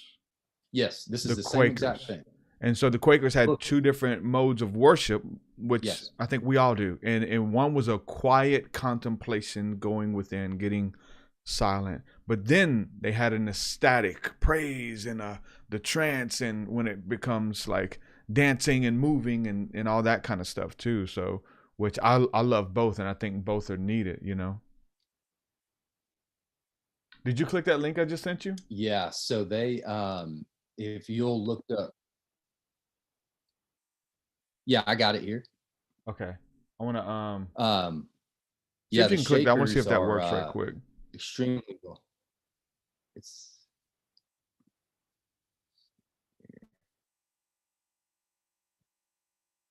Yeah. Did you get it? Join the room. Okay. User 8-bit. Okay. I'm in the room now. Okay. Do you see a video? Yes. Okay, cool. So what we're going to do is kind of react to this video. And people can watch with us. Boom, boom, boom. That's how we do it. That's that technology we're talking about. So check this out. And I don't know if you know this lady. She's caught a lot of criticism, but I've seen many people do something very similar when it comes to stepping into the prophetic and getting into that prophetic unction. This is Stacey Campbell, I believe it. Yeah, Stacey Campbell. So they're at a meeting. Spirits. When the Holy Spirit first fell on David Roos like that, Yep. God began to talk to us about a move of the Spirit that would come. But when we were in our 20s, he said that the greatest move that we would ever see would come upon the children behind us. Yeah, so is that something similar? This is exactly what you would consider this person is spiritually cooked. And to my understanding, behind us. This is basically how you can tap into first creation. This is when Adam and Eve were with God before we fell. About Jesus throwing back his head. There's a couple videos, and a lot of them are with like Bethel and Morning Star. You know, I mentioned Morning Star a while ago. They practiced a lot of this, and I've seen just people naturally. I knew people that, you know, I get jolts like in the spirit, like, you know, I feel like it looks more dramatic than it does on camera, because when we're doing our breath work and our deep meditation, I'll get like blasted and get hit in the spirit, and I'll jerk a little bit. But there's some people who just, now I do fall out in the spirit. I do get that full body rapture, but you know, usually not through just meditation and breath work, unless we're going really deep. Right. But I knew people who they shake it. They just shake their head, and they get spirits all over them, you know, and they're just shaking their head. A lot of people react to this stuff and call it demonic, and it's not of God, and it's Eastern mysticism, and it's shamanic, and which it is all of those things. But it doesn't mean that it is not of God, as you would say. Right. Yeah, that's a full-blown spiritually cooked person, and you know, she can touch someone in that moment and they will feel the love of God. Yes. When you're in that moment, you can touch, you can transfer it. If they're not ready, they'll, like a lot of pastors, that if they're not ready, they'll touch the person, they just fall out because they're just, you know what, and that's probably goes a little bit deeper into what it says, lay hands on no man suddenly. They have they're to be not ready to receive it. I've been there. There's definitely a transfer. My elder, the dude who led me to the Lord, we're begging him to pray for us. Yes, it's different when your uncle or somebody else, when this man prays for you, his connection and who he knows who he is in the spirit, and his connection with God through intimacy and just knowing who he is. When he prays for you, dude, stuff happens. Like stuff happened, and I just want to touch him. He'd be on the ground crying, bro. I just want to touch him because I can feel it. I feel the energy. I just go up to him and cry with him. Yep. You know what I'm saying? Like, it's just because it was just a spiritual experience, dude. And it's a transfer, you know? It's a mantle, if you will. Can I show you a video? Send it to me, and I'll put it in this link here. Okay. All right. Send it in Zoom, and I'll post it here. All right. So there is another one. I'm trying to find another one as well with this. They're playing a djembe. This is going to be a shaker church. Okay. All right. So let me type in. Let's see. And for those of you who are listening, I know it doesn't make for the best audio podcast, but we're trying to find some of these videos and It's really cool that we can show them versus having to show them with the screen share. I think I can type in. Hello, everyone. All right. So Okay, you got it. Yeah, this is coming to you now, and this is going to be the St. Vincent Church.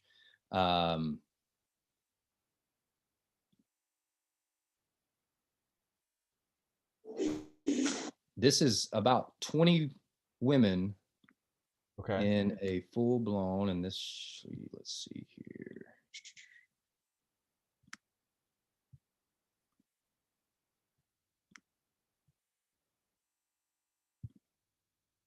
I think I have it. Uh-oh. Browser extension required. Okay, I just sent it there. Oh, you just sent it. I must have pasted the wrong link. And these, it's a St. Vincent Baptist Church. They are the Shakers of St. Vincent Island, and they were slaves originally brought to that island from Africa. And Spiritual Baptist Church, it says. Let's see. I think that's correct. Uh-oh, I just accidentally.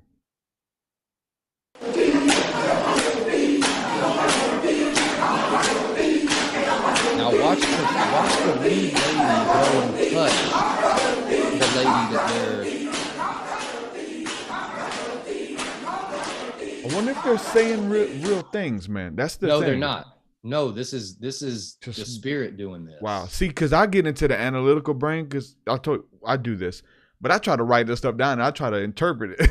Like, no, you can't, because as soon as you get into that's the whole thing. You come out of it. Yeah. You come out of it. You got to come out of it.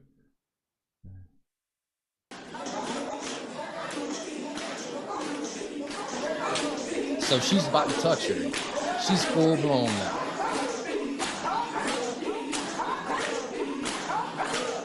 Interesting, man. So what do you think about learning this, recording it, and tapping into that chant? You think that's a one-time thing and it's just gone after that? Do you learn that? Correct. Do you? Because I can feel it as I'm doing it now, though. That's just kind of weird. So I know.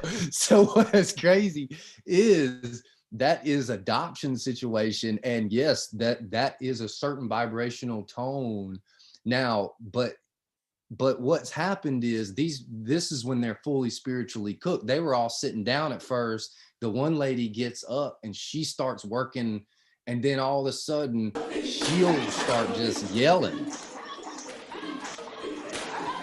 and now everybody else, so she's not doing this. But this is like full-blown spirit. And if you can notice, they're all syncopated. Well, if they put their hands on me, I might start screaming. Just straight up, like when the energy's moving like that, like you definitely. Just when I can just feel that, you know, watching it.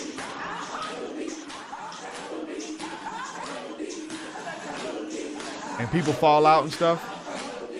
So the reason they're not falling out is because they are used to ready. it and they've prepared themselves. They've been ready. If I were to walk in there, I'd probably pass out. The spirit is that strong. But I feel like the passing out also gets you get used to it. It's like you get used to that atmosphere. That's an atmosphere you're not used to. What are you gonna do? Boom, you're dead. It's over. You're out in the spirit. He's out. Versus being able to stand in it and soak it up and still minister in it. Yes. You know, I've been in services like that where they've hired me to come in and perform and to preach at an event, and the spirit is moving. I don't even want to talk. I just want to bask in it. I'm like, well, I gotta talk. They've already paid me to talk. It's like, so I have to, like, you know, gain my composure and still be in it, kind of thing, you know?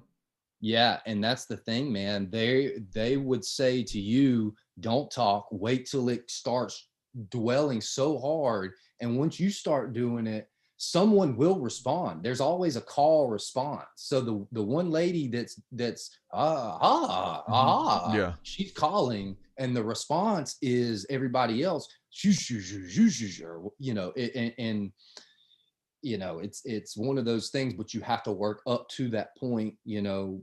And that's why I think, and you can think of it as that being like the full on spiritually cooked, you know, and they're having visions, man. These guys, Yeah. they're having people from all lineages, from India, from China, from Japan. They're understanding from Africa, like they're understanding the history of mankind, because they're going to the Akashic records every single night before they go to bed. And when you get this spiritually cooked, it's basically the true prayer, is what a lot of them call it. Is Yeah, you have to bypass. I mean, it's like speaking in tongues. I mean, yes, that's what they're doing. Yeah, they're speaking in tongues. Yeah, they look drunk on the spirit. Yeah.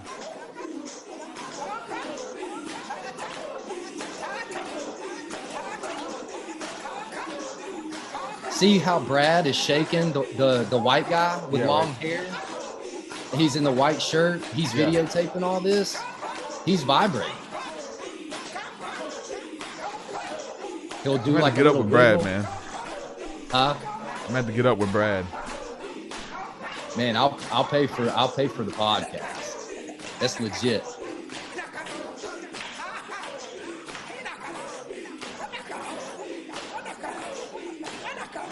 What the? My God, dude. What she's saying? I went into a trance. I was saying the same thing. I wrote it down. Exactly what she just said. Yeah. I Googled it, trying to figure out what it means. This lady's saying exactly. We went into trance Sunday morning for breath work, and I went into trance. It wasn't long. It's recorded. I can play it. I can probably sync it up. What she's saying, this Inakaha, what was it? Inakaha, Inak. I Googled it. Hold on, let me tell you. It's a whole language that goes inside your brain once you tap into this. Let me see. She might not have said all of the syllables, but let me see. It was very, very similar. Let's see. Dang, that is crazy, bro. This is what I wrote down. Okay. If you heard what she's saying, this is what I wrote down, because I tried to, I Google when I get these, I try to figure out what it's saying. A lot of times it translates to stuff. Like I go in and help people get in touch with the angelic and stuff like that with it as well, and it comes through and very similar. But I'm gonna tell you what I wrote down. What I just went into the trance as we're together, and you hear it coming. But it was ka inakahu dusante. Ka inakahu. Ka inakahu. That's exactly what I was saying. But I added, there was more to it. It was ka inakahu dusante. Ka kanakahu dusante. Ka ina kahu dusante. So it was more. I know what Santi or Shanti means. That's peace. Ka is the body. Like, these are words. Like, dude, they are words. This little lady is saying it's the same thing. Yes, this is full blown, man.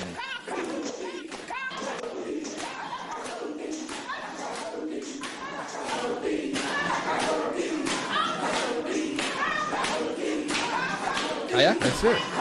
Yes, she's saying power.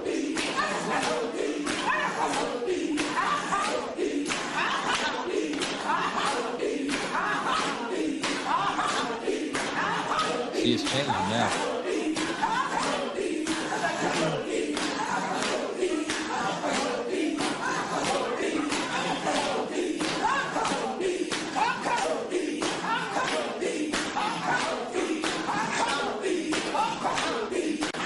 Just keep that rhythm with it. And very similar to what's going on in a lot of churches, Africa, voodoo. I mean, there's different levels, there's different intentions. Let's say that. Correct. If you're doing, like, you can do this same kind of stuff in the intention of bringing peace and prosperity, help and healing, you know what I'm saying, encounter with God, or you can do this same stuff in voodoo to talk to ancient ancestral spirits or demons, if you will. A lot of times the voodoo is like it's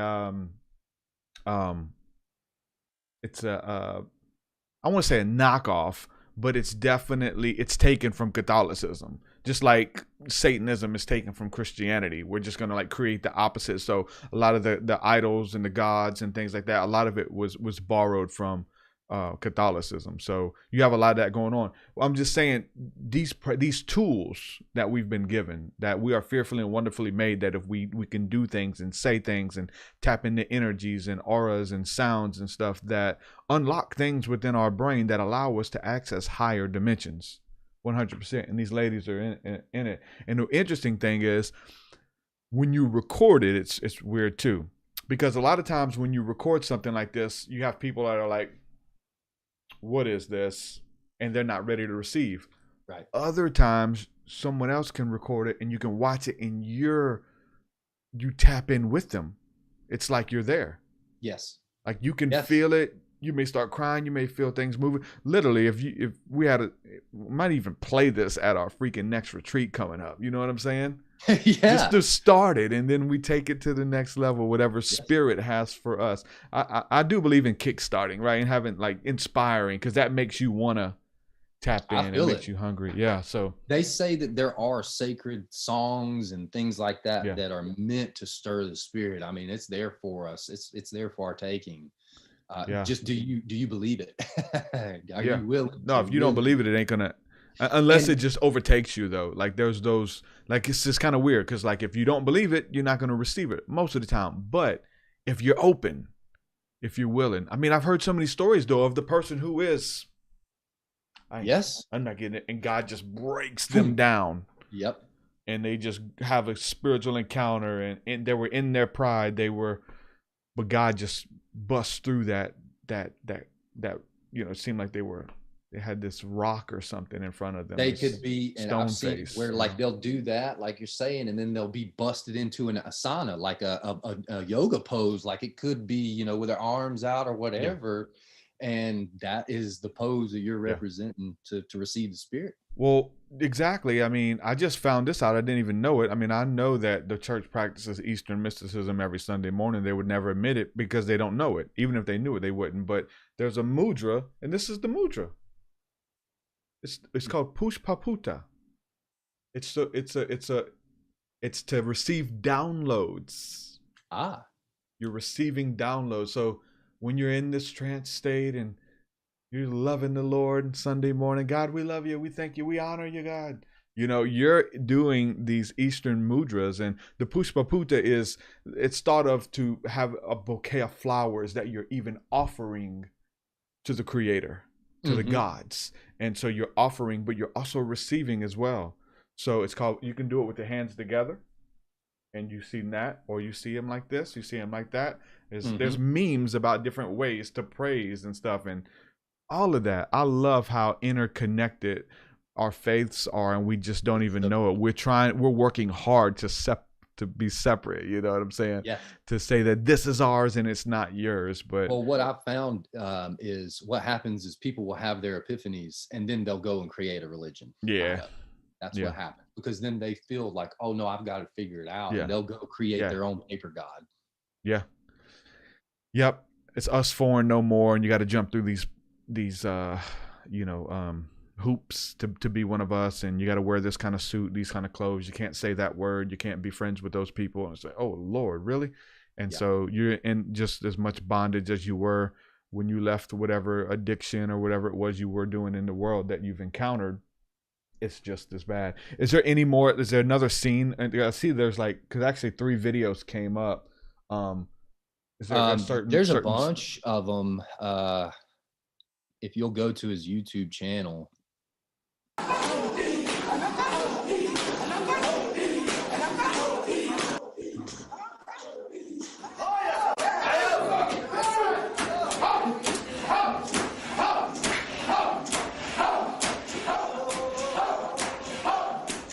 So it seems like one person just goes in and starts the cadence and everybody joins, kind of thing? Everything that I've watched, when they get this spiritually cooked, there is the one person that stirs the spirit. Now this is a Christian church too. It looks like I see Star David, and is this Christian or is this, what is this? These would be, I guess you could say Christian, but yeah. I mean, are they preaching the gospel? I mean, they could be a different form. It is the gospel, so it'd be the Bible. Okay, you're using the Bible. That's what I mean. I guess that's what I mean. Yeah, but, exactly. I mean, or New Testament. He'll say that. Yeah.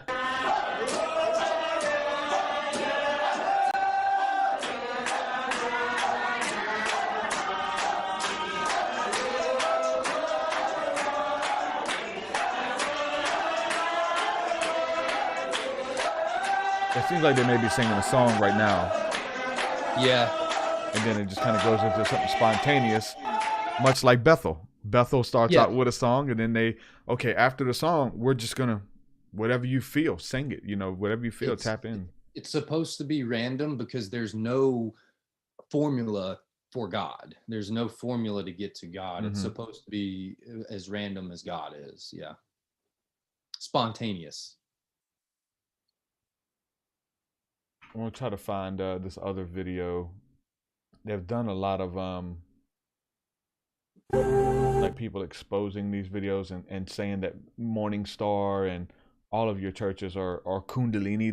They've been invaded by this Kundalini spirit, and they just don't. Yeah. They made up. There is no spirit by the name of Kundalini. People don't even know that. You know what I'm saying? So it is the Holy Spirit is not even a name. Holy just means set apart. It is something different. It is unique. It changes you. Like, you know what I'm saying? It's just, holy is even just a characteristic of the breath. We're not even allowed to say the name of it, because if we did, we would fall, like, we'd break apart. Yeah, I mean, here, let me see if I'm trying to find this certain, I think I can find it here. There used to be the original video, but now it just seems to be like, just everyone like doing exposing them and parodies and stuff like that. But anyway, there's this girl at a Morning Star conference she said she has something she wanted to release in the church or something. She wanted to release something. Here it is. But they got all this this writing over it. Like I said, I don't know what the original video is, but there's people exposing it. Like, this is demonic. Stay away from these people. It is not of God. Anyway, I'll just play a little bit of it. So they maybe they're not going to show it, but the beginning, they ask her, they say, hey, the Lord wants you to release something. You had a word that you wanted to release. And she says, yes. And this is how she began to pray in regular, something that she was really touched to her core with. And then it just started to evolve. But it started off as just a prayer. Hold on, you can't see that, can you? Hold on. I gotta change it to this.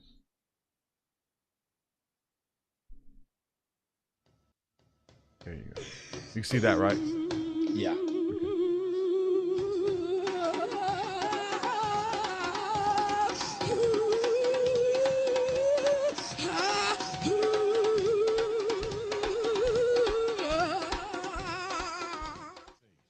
So, Lord, move among us. All right. Okay, maybe we'll. Tori's got something she's going to release, and when this releases, it's going to be like a starting gun for the ministry time. So those of you who like ministry, go ahead and stand up. Get in the middle section. Youth, children, those who have been touched by the fire, prepare to minister. Yeah, he's here. He's here. He's here. 2 days ago, I saw Jesus opening himself up and walking in our midst. Today, the phrase that keeps going in my mind and in my heart is that my deep calls out to his deep. My deep calls out to his deep.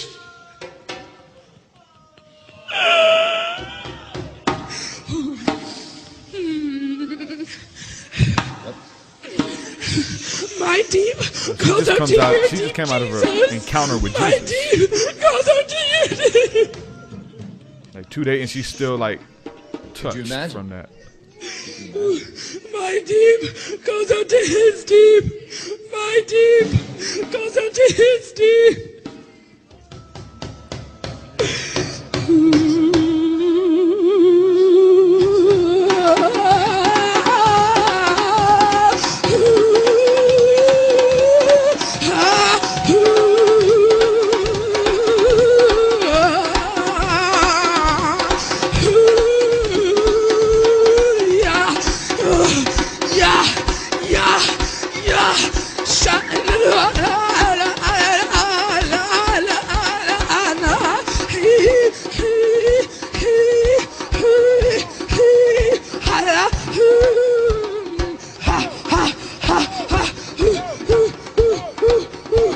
She's in full bliss too, by the way.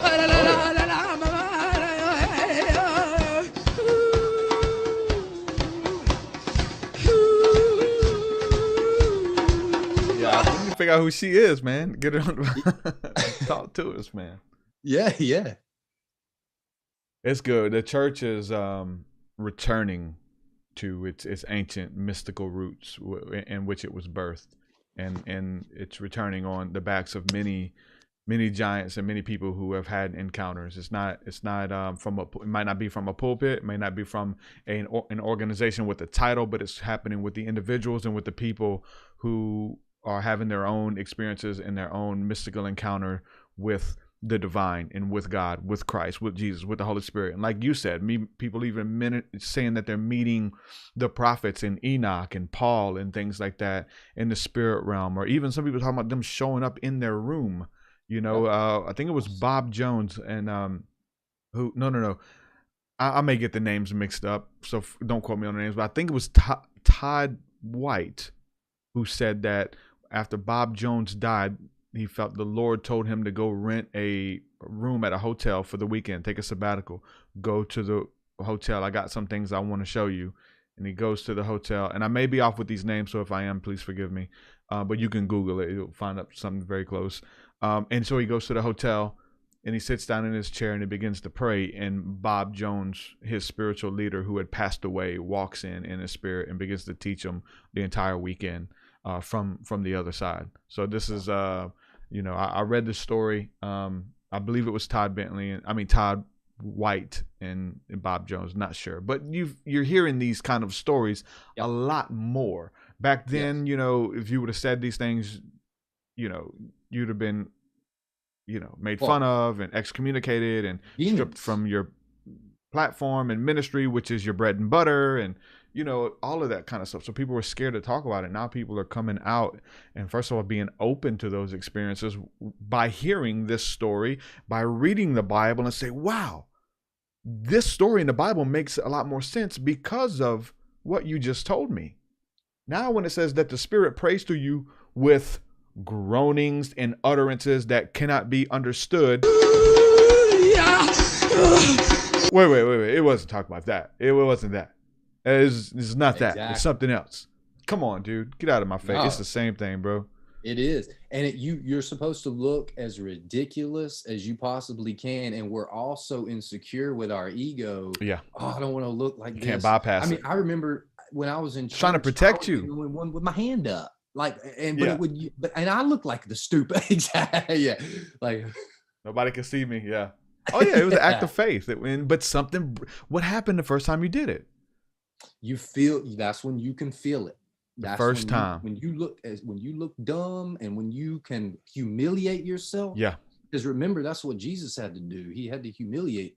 Well, it says that God uses the foolish things of the world to confound the wise. Being in a suit and tie and preaching the word of God, listen, God, it is wild. He's gonna knock the clothes off of you. Yeah. Make you stand there butt booty naked. Yeah, listen, I've interviewed people, and I'm not vouching for this, but I've interviewed people who have gotten to these places where they take their clothes off and at a retreat and stuff. I don't vouch for it, but that's their story, man. And they felt like Spirit was leading them to do it, as unashamed and free, and This is how we're created, and we shouldn't be ashamed. Like, I wouldn't even be cool with that. You know, if somebody was like, hey, dude, the hell are you doing? Put your clothes on, man. No way. You know, time and place for everything. But some people have talked about that, you know. Yeah. I mean, well, we saw it in, you know, if you do believe in the Bible, I mean, you see it there. We were in God's first creation. We were naked. Yeah. And it wasn't until we lost that humility and we then started putting clothes on. So. Sorry. Yeah. And so I'm just going to ask people in the comments. I mean, people are commenting now. I'm reading a couple. People just say it looks weird. Looks can be deceiving. I think, again, like you said, I think it is a step of faith to make you look weird, because you got to bypass that ego. You got to bypass it. Anything you do for God's going to make you look weird. Anything you look, and I remember I was telling this the other day at a Bible study, just moving into prophetic early on. Like, I remember being at a doctor's office, and I had something going on, and I'm sitting there reading the Bible in the waiting room, and there's a bunch of people around, and I'm reading. I've got a little green pocket Bible, and I'm just reading it, waiting to go back, and I felt like I heard the voice of God, the Holy Spirit, nudge me and say, hey, I had a headache, migraine headache, and it was like, this isn't yours, this is for somebody, and I want you to speak it out. And I was like, no, I'm not speaking that out. I'm looking silly. Who wants to be healed today? You know, or and the Lord just working on my conscience. You got to do it. You beg me to use you. You want to be used in signs and miracles and wonders. You got to say it. This is it. This is where rubber meets the road. You've been praying for it. I'm giving you something. You're gonna heal somebody or whatever. And I said, okay, I guess I got to. So there's a bunch of people, and I stood up and said, hey, does anyone in here suffering from bad migraines? Anyone having migraines in here?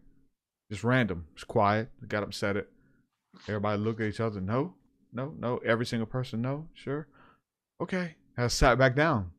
Started reading my Bible again. That was awkward. And I felt the Spirit said, no, it's something, you got to do it. I do it again. And within myself, I said, well, I'm not doing it again unless all these people get out and new people come in. Every single one. And I'm like talking to the Lord through contemplation, yes, meditation inwardly. And he said, okay. And one by one, even out of order, the people came. Like, they were getting called to the back, and someone would come out and grab the person and leave because they were just waiting. But one by one, I'm sitting there looking it's like a movie. You're gone, you're gone, you're gone, you're gone. And I'm kind of like hoping that, like, hey, I'm next, right? You know? And all those people left, and all new people came in. Wow. Okay, Lord, I said it. I'm going to do it. I did it again. Is anybody here suffering with bad migraines? I'm just picking up something. Somebody's suffering with bad migraines. Little old black, I'm scared. I'm nervous. I know I look silly. Little old black lady next to me says, I've been suffering from migraines. I said, oh, really? I said, I can feel it. I said, I think the Lord wants to heal you today. Do you mind if we pray and ask the Lord to heal you and take your migraines? I believe he wants to heal you. Sure. And I prayed with this little old lady in the waiting room, and she just began to tear up. And, you know, God called her name that day through me, not, you know, wanting to be used. And, you know, she didn't fall out and nothing like that, but she was moved by that prayer. And I think God had me do that for a reason. And it happened. But I looked silly both times, you know. But I also think that Jesus, whenever he spit in the dirt and created the mud and rubbed it in that dude's face, I don't think there was nothing magical about his spit. I don't think there was nothing magical about that mud or what concoction, what he had been eating for 6 weeks that was magical, that can heal people's blind people. No. Listen, you got to kill your ego. And when you move past that ego, which is a gate, which is a veil, you step through it. You step into the realm of limitless possibilities. And this person who needs a miracle, they need to see, when you step and you kill that ego, you step into it, you're entering that realm. Mm-hmm. So I think that even Jesus is like hearing from his Father, spit in the ground, make mud, put it in his eyes, and I guarantee you I'll heal him. What? You want me to 100%. Spit in this man's eye, rub it in the dirt? I'm going to blind him even worse. He's already blind, son. Don't worry. If you do it, move into that threshold, and you'll see the things that I've been telling you since you were a kid. Those dreams you've been having about miracles and signs and wonders, this is it. Today is your day.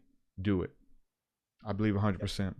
100%. Because, I think that's why so many people are having to resort to a lot of plant medicine now, because it will kickstart killing the ego. And put you in that, what a lot of people are calling 5D and, all that good stuff. Yeah. And you're getting out of this realm of ego that we built. So. Love it. This is a question here. Gavin, what's up, brother? I see your comments, man. Thank you for joining us. Gavin says, what is your favorite deep forest song, Derek? That is, if you have one. I have a song called Good for You, and I don't even like to listen to it too much, because when I went really deep on my plant ceremonies, psilocybin, no, it's good for me, I think. Good. Above and beyond. And I don't even really listen to it a lot, because it immediately puts me back into that place of where we were, in a place of limitless possibility. In a place where dreams were fulfilled and neural pathways were created on how to fulfill them. Like, for me, it was very powerful, and my buddy put this song on for me. So when we have an experience like that, I like to gift people. I gift people with this song. Hey, they're like, hey, what song do I listen to? Listen to this song.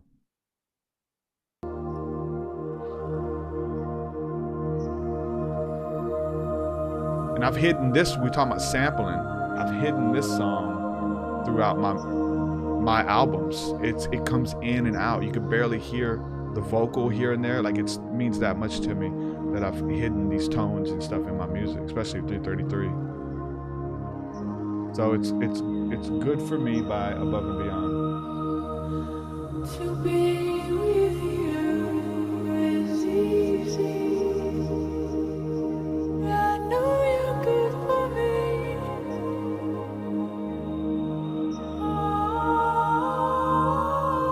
Oh, this feeling inside me.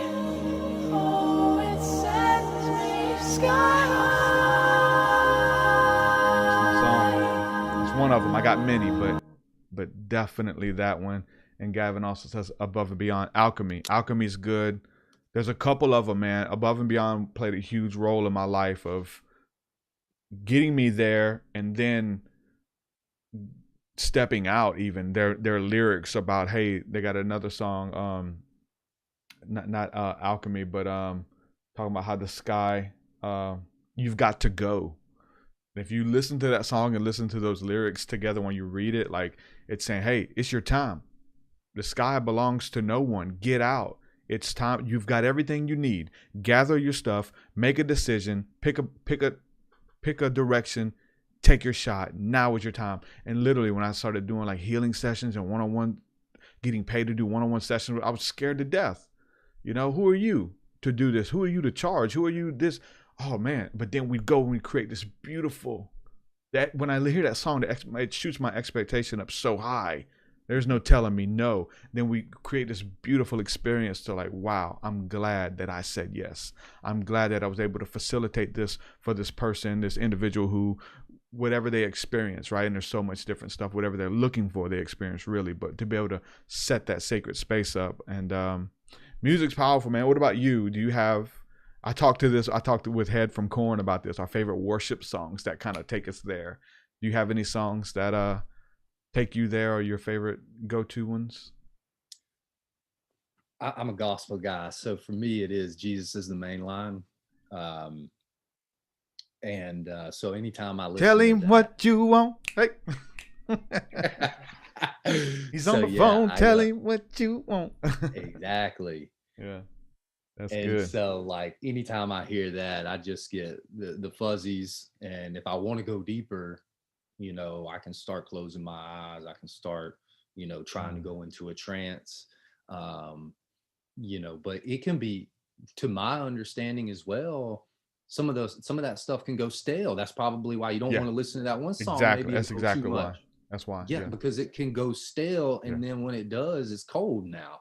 But in reality, where God, the way God intends us to live is having a song after a song after a song. He wants us to worship him all day, every day. Of course, we got jobs and stuff like that, but yeah, but that's where contemplation and meditation comes in.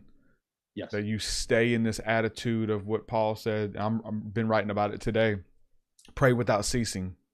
You know, you're always in this mindful moment. You know, to even though you're not worshiping or whatever. I had a guy, a good friend of mine, just years ago. We were talking about fasting, and we were new to it, and we were like, I said, dude, I feel like God's calling me to fast music. I love music. I need music. It's part of my life. God's calling me to put it down just to see if I can, just to see if I love him more. And I'm going to do it. Let's do a week or a day or whatever without music. And the guy said, he said, yeah, but that's the only way I worship. And it just hit me. Well, oh, wow, that's the only way that you commune is through music. It's a huge way.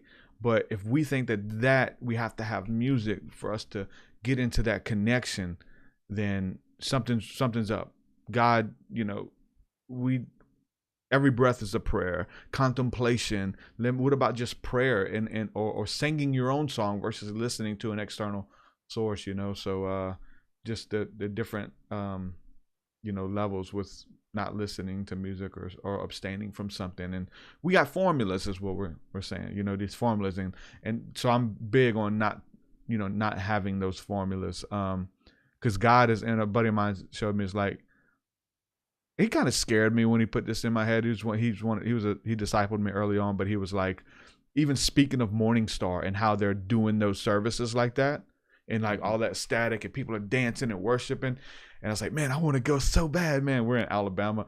He's like, nope, you can't go, because if you go, it'll be stale for you because God didn't call you there or whatever. So like you're trying to like force yourself in the situation of a move of God that's happening, and it would just be dead to you. You would ruin it. And he scared me when he told me that, but he was really talking about the formula. Like they have a formula, or you have to go here to where God is moving and stuff like that, or God only does this. The formula is in our head. It's what it takes for you to move past, you know, whatever boundaries you have into limitless possibility. And that's taking a step past the ego. That is a picture of Paul stepping out on the ocean. Or was it Peter? Peter stepping, who was it? I'm tripping now. Peter, right? Peter stepped out of the boat. Who stepped out of the boat? I think it was Peter. I said Paul stepping out of the boat and not sinking. You know, right. That's that step into limitless possibilities. Why? Because he was steadfast looking at the Messiah, who said, I'm calling you to come and stand where I'm at, man. Yeah, I think that's a huge one too, is if you're trying to get to this place and you're worried about how you look or how you feel or anything like that, if you keep your eye on Jesus, if he's your ascended master, I think you can have many ascended masters. But you know, if you keep your eye on that and try not to worry, the water is our ego, you know, we'll sink in it if you start thinking, which is what Peter did. Yep. I'm just writing this down because I've been writing today and I need to write because I don't want to forget it. Yeah. So stepping past the threshold into limitless possibility. You get in the spirits are speaking through you. Like like the thing about it is it's strange, and we have to be spontaneous. If everything's going to music, if everything's going to, you know, but I do believe that there's places we can allow people to experience. We can bring them with us. Again, this lady got there. But if I touch you, if you sing the song, learn the song, this is what the Spirit is saying. You know, you can come with me. I'm there, but you can come with me. And I think that's big on and how teaching should be, you know, versus and how it's supposed to be versus what it's become with religion. And you know, we're going to teach you this, and you got to do that, and not be friends with those kind of people, and all that. It got into this weird separatism, you know. Yep. Yeah, I call that paper God. You know, you're limiting God to that. You know, even if it's just the Bible, you know, and that's, you're like, oh no, but this verse says this, or oh no, this verse says that. You're kind of getting into an ego thing there because you know, you got to get to a place where it's say, hey, that verse says both of those things, man. That's where you really got to be. Yeah, exactly. because you'll start fighting. I was even listening to, doing my studies on contemplative prayer. I was listening to Richard Rohr, and he mentioned that, like, to stay in that place of mindfulness and contemplation, you got to stay. It's mindfulness. I'm staying there. I'm in communion with the Father. I only do what I see the Father doing, what Jesus said. But when you get into debating and finger pointing and I'm right, you're wrong. Hey, you're out of that. You're pulled out of it. You're in the moment. You're dissecting and debating, which there's a time for that, for sure. You know what I'm saying? Yep, it is. But it's pulling you out of the moment. Now, if you can do that and be in the moment and be in that flow state, like, that's the key right there. Yep. So, Chris G says, I always thought David Hogan's noises were kind, spiritual in nature. Yeah, it just depends on what noises. 'Cause I've never heard him in prayer, but I heard he yell a lot. Hey, Holy Ghost. Like, even when you say certain things, mannerism is connected to something really deep down in you. And even with that, hey, that's something that's happened in a lot of churches in the charismatic movement that got really weird, is people would feel that remember I just was talking about getting hit with the Spirit, and I could feel it, and it would like make me jerk or whatever. Mm-hmm. Like, some people would do that and say, oh, hey, they'll yell when the Spirit, they get that little hit. And it's like a jolt. Like somebody poked you with a whoa, and that would be going on in a lot of churches. Even today, like, people, if they feel it, they resonate with something and it hits them deep down to their core, they yell, hey. Even Jesus culture in their early music, the chick was screaming that, hey, you hear those weird laughters and hays and stuff that were actually in the recordings, Yeah, you hear all those, anytime you hear those weird laughters, giggles, screeches, that's why a lot of people think that they're possessed, is because they're making these you're hearing these weird noises. Yeah. So Chris also says here, it says, always start, or the other one, y'all, I'm trying, okay, I find making weird noises words all the time, maybe works all the time. Also, humor in the mix is spiritual, for sure. There is humor, time. But and you talking about those screeches and different animal noises and stuff, it can look weird. I mean, because we're getting into Toronto. I don't know if you followed or did the research on the Toronto blessing, but they got real far out. I think there is balance with all of it, and who knows where the balance is, because it's kind of hard to say it. So, but we had this one lady, me and my wife do it as an inside joke. There's this one lady who at meetings, a little Chinese lady, she'll say, ha ha Lord, little Chinese lady, ha ha Lord. And me and my wife just do it, and just kind of, it just reminds us, you know what I'm saying, of that lady and her love for God and what we were experiencing there. But the Toronto stuff they'd start barking. They'd say, if you love the Lord, and somebody gave a testimony and said, do you love me enough to bark for me? Now, it sounds very similar to my experience. Do you love me enough to, or do you love these people enough to look like a fool and say, hey, who has a headache? But do you love me enough to bark for me? And someone said, yes, I'll bark for you, Lord. And the lady started barking, doing a little howling and all that. And then it became a thing. And it became a formula. Yeah. And everyone's barking. And it got so bad to where, like, they were, the Lord is my shepherd and he leads me and stuff. And then people were crawling on all fours with leashes on. Like, got real weird. And this is the Toronto, like Azusa Street type, the Toronto blessing, where that lady with the shaking head, like, all those people kind of came out of that or were influenced by that. These other revivals were kind of influenced. I don't think that they're necessarily bad. I love that stuff. That's where we come from. That is in our DNA. And when you tap into those dormant places in your DNA that you remember, listen, breakthrough happens. You find out who you are. But the bark like a dog thing, I feel like you can stay in that too long. Just as God was moving with the Israelites and like, hey, I'm doing this week. I'm doing that. Exactly. I'm doing that. I'm not teaching that no more. Follow me. You have to be able to move in the wind of the Spirit where God is leading, to not have a formula. You know what I'm saying? What would you say to the bark like a dog, crawl on the floor, lead us like putting leashes on? It got real weird. That's video of all that stuff. If you research the Kalahari Bushmen, these guys do stuff like that, and they are going in and doing this syncopated worship every single night around a fire. And they're the oldest tribe still alive in the world today. And what they say in order to open up to the spirit is you have to joke and play jokes on each other, and humor is a huge part of it. So like all day they're just playing around like kids with each other, grown men, like playing pranks on each other and stuff like that, crawling around, just doing crazy stuff. And then, but at night, you'll have the leader come in, and then as soon as he claps, it's like, pooh, the whole thing changes, like the whole environment changes.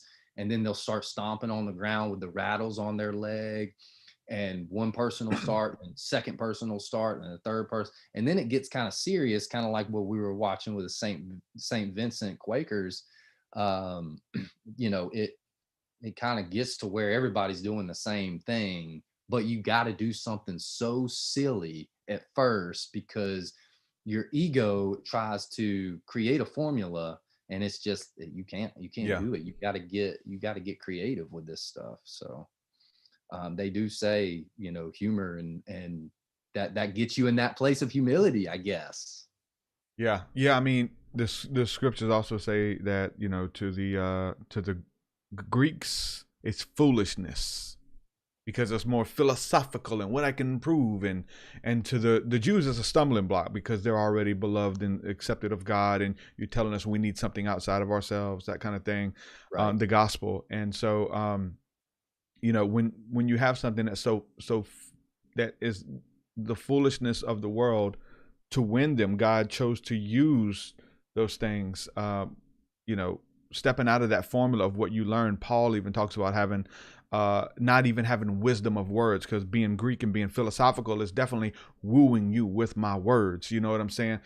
Maybe as a part of me there with my music is to woo you with these words, but that is only to make you go back to the demonstration that Paul spoke about, that I come not with the wisdom of words, but with power and demonstration. For me, it's what those words are tied to make you ask and take that step out of the boat kind of thing, but not with philosophy. Philosophy is beautiful. We like to break this stuff down, eternal truths, but it is with a demonstration of the spirit. And I think that, those videos were demonstrations of the power of the spirit, and power of, at least demonstrations of power of people who are connected to the spirit. Yep. That's what I want. Me too, man. And again, one of my other, guy who led me to the Lord is like, listen, Derek, I know, we go to church every Sunday and you don't remember any sermons. You might remember one or two, but anytime there's a move of the spirit, yes, you'll remember every single one of them, probably to the day that you die. Yes. And, and it's right. Listen, teaching's good. Equipping is good. We need it. But for an expectation to come about what happens after, which is usually a move, you know what I'm saying? Or before, so, but he was right, for sure. Yeah. I mean, there's a big, and some people are already suffering so much. Maybe they don't need the humility because, they could have a certain disease or, so their ego's not there. They need to be healed, know, and so they'll bring these people in and they'll get all in a circle around them, and they'll start getting stirred up. And then, kind of like whenever you were in the situation when there was the adoption of the spirit, you would just try to get next to him while he was so adamant in trying to help you kind of break through that barrier, break through the veil of ego is really all it is.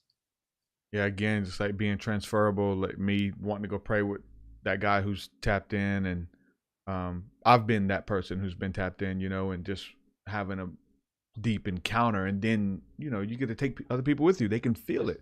Dudes, they told me we had this encounter. I seen Jesus with my eyes closed. It was freaking bright light. Just I'm screaming like it's crazy. And buddies were holding my hand. We were praying in a circle, three of us holding hands praying, and they's like, I shot back, and I'm in a trance, dude, for sure. And they were like, dude, we didn't want to let your hands go because we could feel the energy coming off of you, this burning fire. And this, we like created like a circuit, like a conduit of this energy too, because we was holding hands. And I'm like, wow. And we're in that place of, we literally, even when it comes back to seeing of what it was for us, because we were like trying to make something happen with the formula and nothing would happen. We're like, listen, we're going to give ourselves, we're going to seek the Lord tonight. We're going to go in for ourselves. And we did it. Nothing happened. Did it. And it's kind of dry. I was like, you know what? We ended up putting on some prayer from like Africa, like these kids praying, receiving the Holy Spirit, people in Africa getting the Holy Spirit. And it's different. It was a little bit more, ancient looking and sounding, but it was the Holy Spirit. Right. And we put that on, and then, I saw, guys, let's listen to this. Let's pray in the Spirit, and let's just go in it. Let's just start, confessing things, getting things off of us. And it just began to move. We begin to sway with the prayer and with the music, and then it was just like all the way in. I don't know. You can try to make it up. I think that just wanting it really, it's where it starts. And waiting too. Waiting is a big name of the game. Don't make it. Just wait until it burns so much inside of you, and then even start just imagining being moved by the Spirit.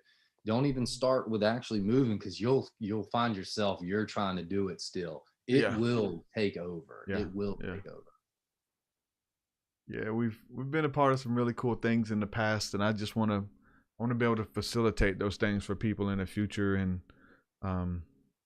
you can't change that, man. Somebody's encounter, somebody's experience with the divine, like you take that with you forever, and it changes you. Again, I mean, you'll hear sermons that cut you and convict you, and you remember them. But as far as like an encounter with the living God, through whatever, you know what I'm saying? There's many different ways for us to experience God. God is in everything. Learning His song, we experience Him. But you can't put a price tag on that, man. No, you can, and you can go in and kind of like you said, we can go to these, hear these sermons or whatever. Well, I think those are for after you've truly experienced this stuff, because that's whenever God will start sharpening you. Don't try to go do this and go do that to be perfect, and then go do this. Oh, I need to stop doing this. If you're an alcoholic, I need to stop drinking alcohol in order to receive the Spirit. No, sir. Wait for it to hit you. And then what God will do is iron will sharpen iron. At that point, you'll want to start the course. A lot of times that when you receive that fire, it burns that out of you. It does. Yes. Like you just like, no, listen. Your aura. And then you have to, I think you have to create, don't be too hard on yourself, but I think you have to make those, let you know that I can't continue in both. You know what I'm saying? People do it all the time, and they're double-minded. It's not the way to go. It's not the way to work with energy. It's not the way to be open and honest and let energy flow freely to you and through you. But people do it all the time, and I don't think their inner life, their inner man is benefiting. They're miserable people, but let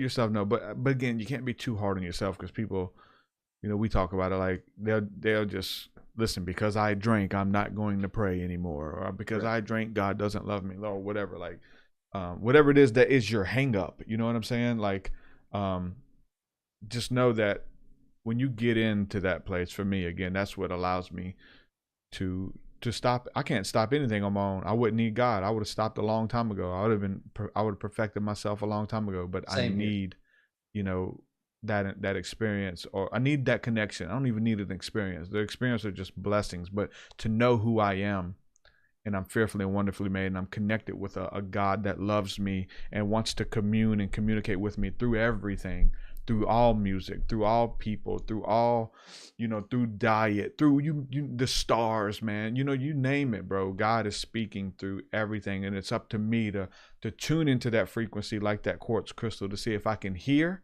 and to see if I can project as well, and to share that experience with others. And I can, and I am, and that's what we all should do. Yep, absolutely. Bro, this is almost like an official podcast with me and you. We're talking about, doing one in a couple of weeks, but this is a good one. This is right up my alley. And as long as you're getting your notes together on this stuff, we're going to have another good talk, man. It'd be cool. Yeah. Get your video, get the videos and presentation, and dude, it builds the expectancy, Yeah, to want to yeah, do it. I will definitely have it all laid out more organized, but it's some pretty powerful stuff here. For sure, man. Enjoyed it. Enjoyed Disassemble, no Disassemble with Chris, and talking to him about his music and stuff. And that dude's cool. I liked him.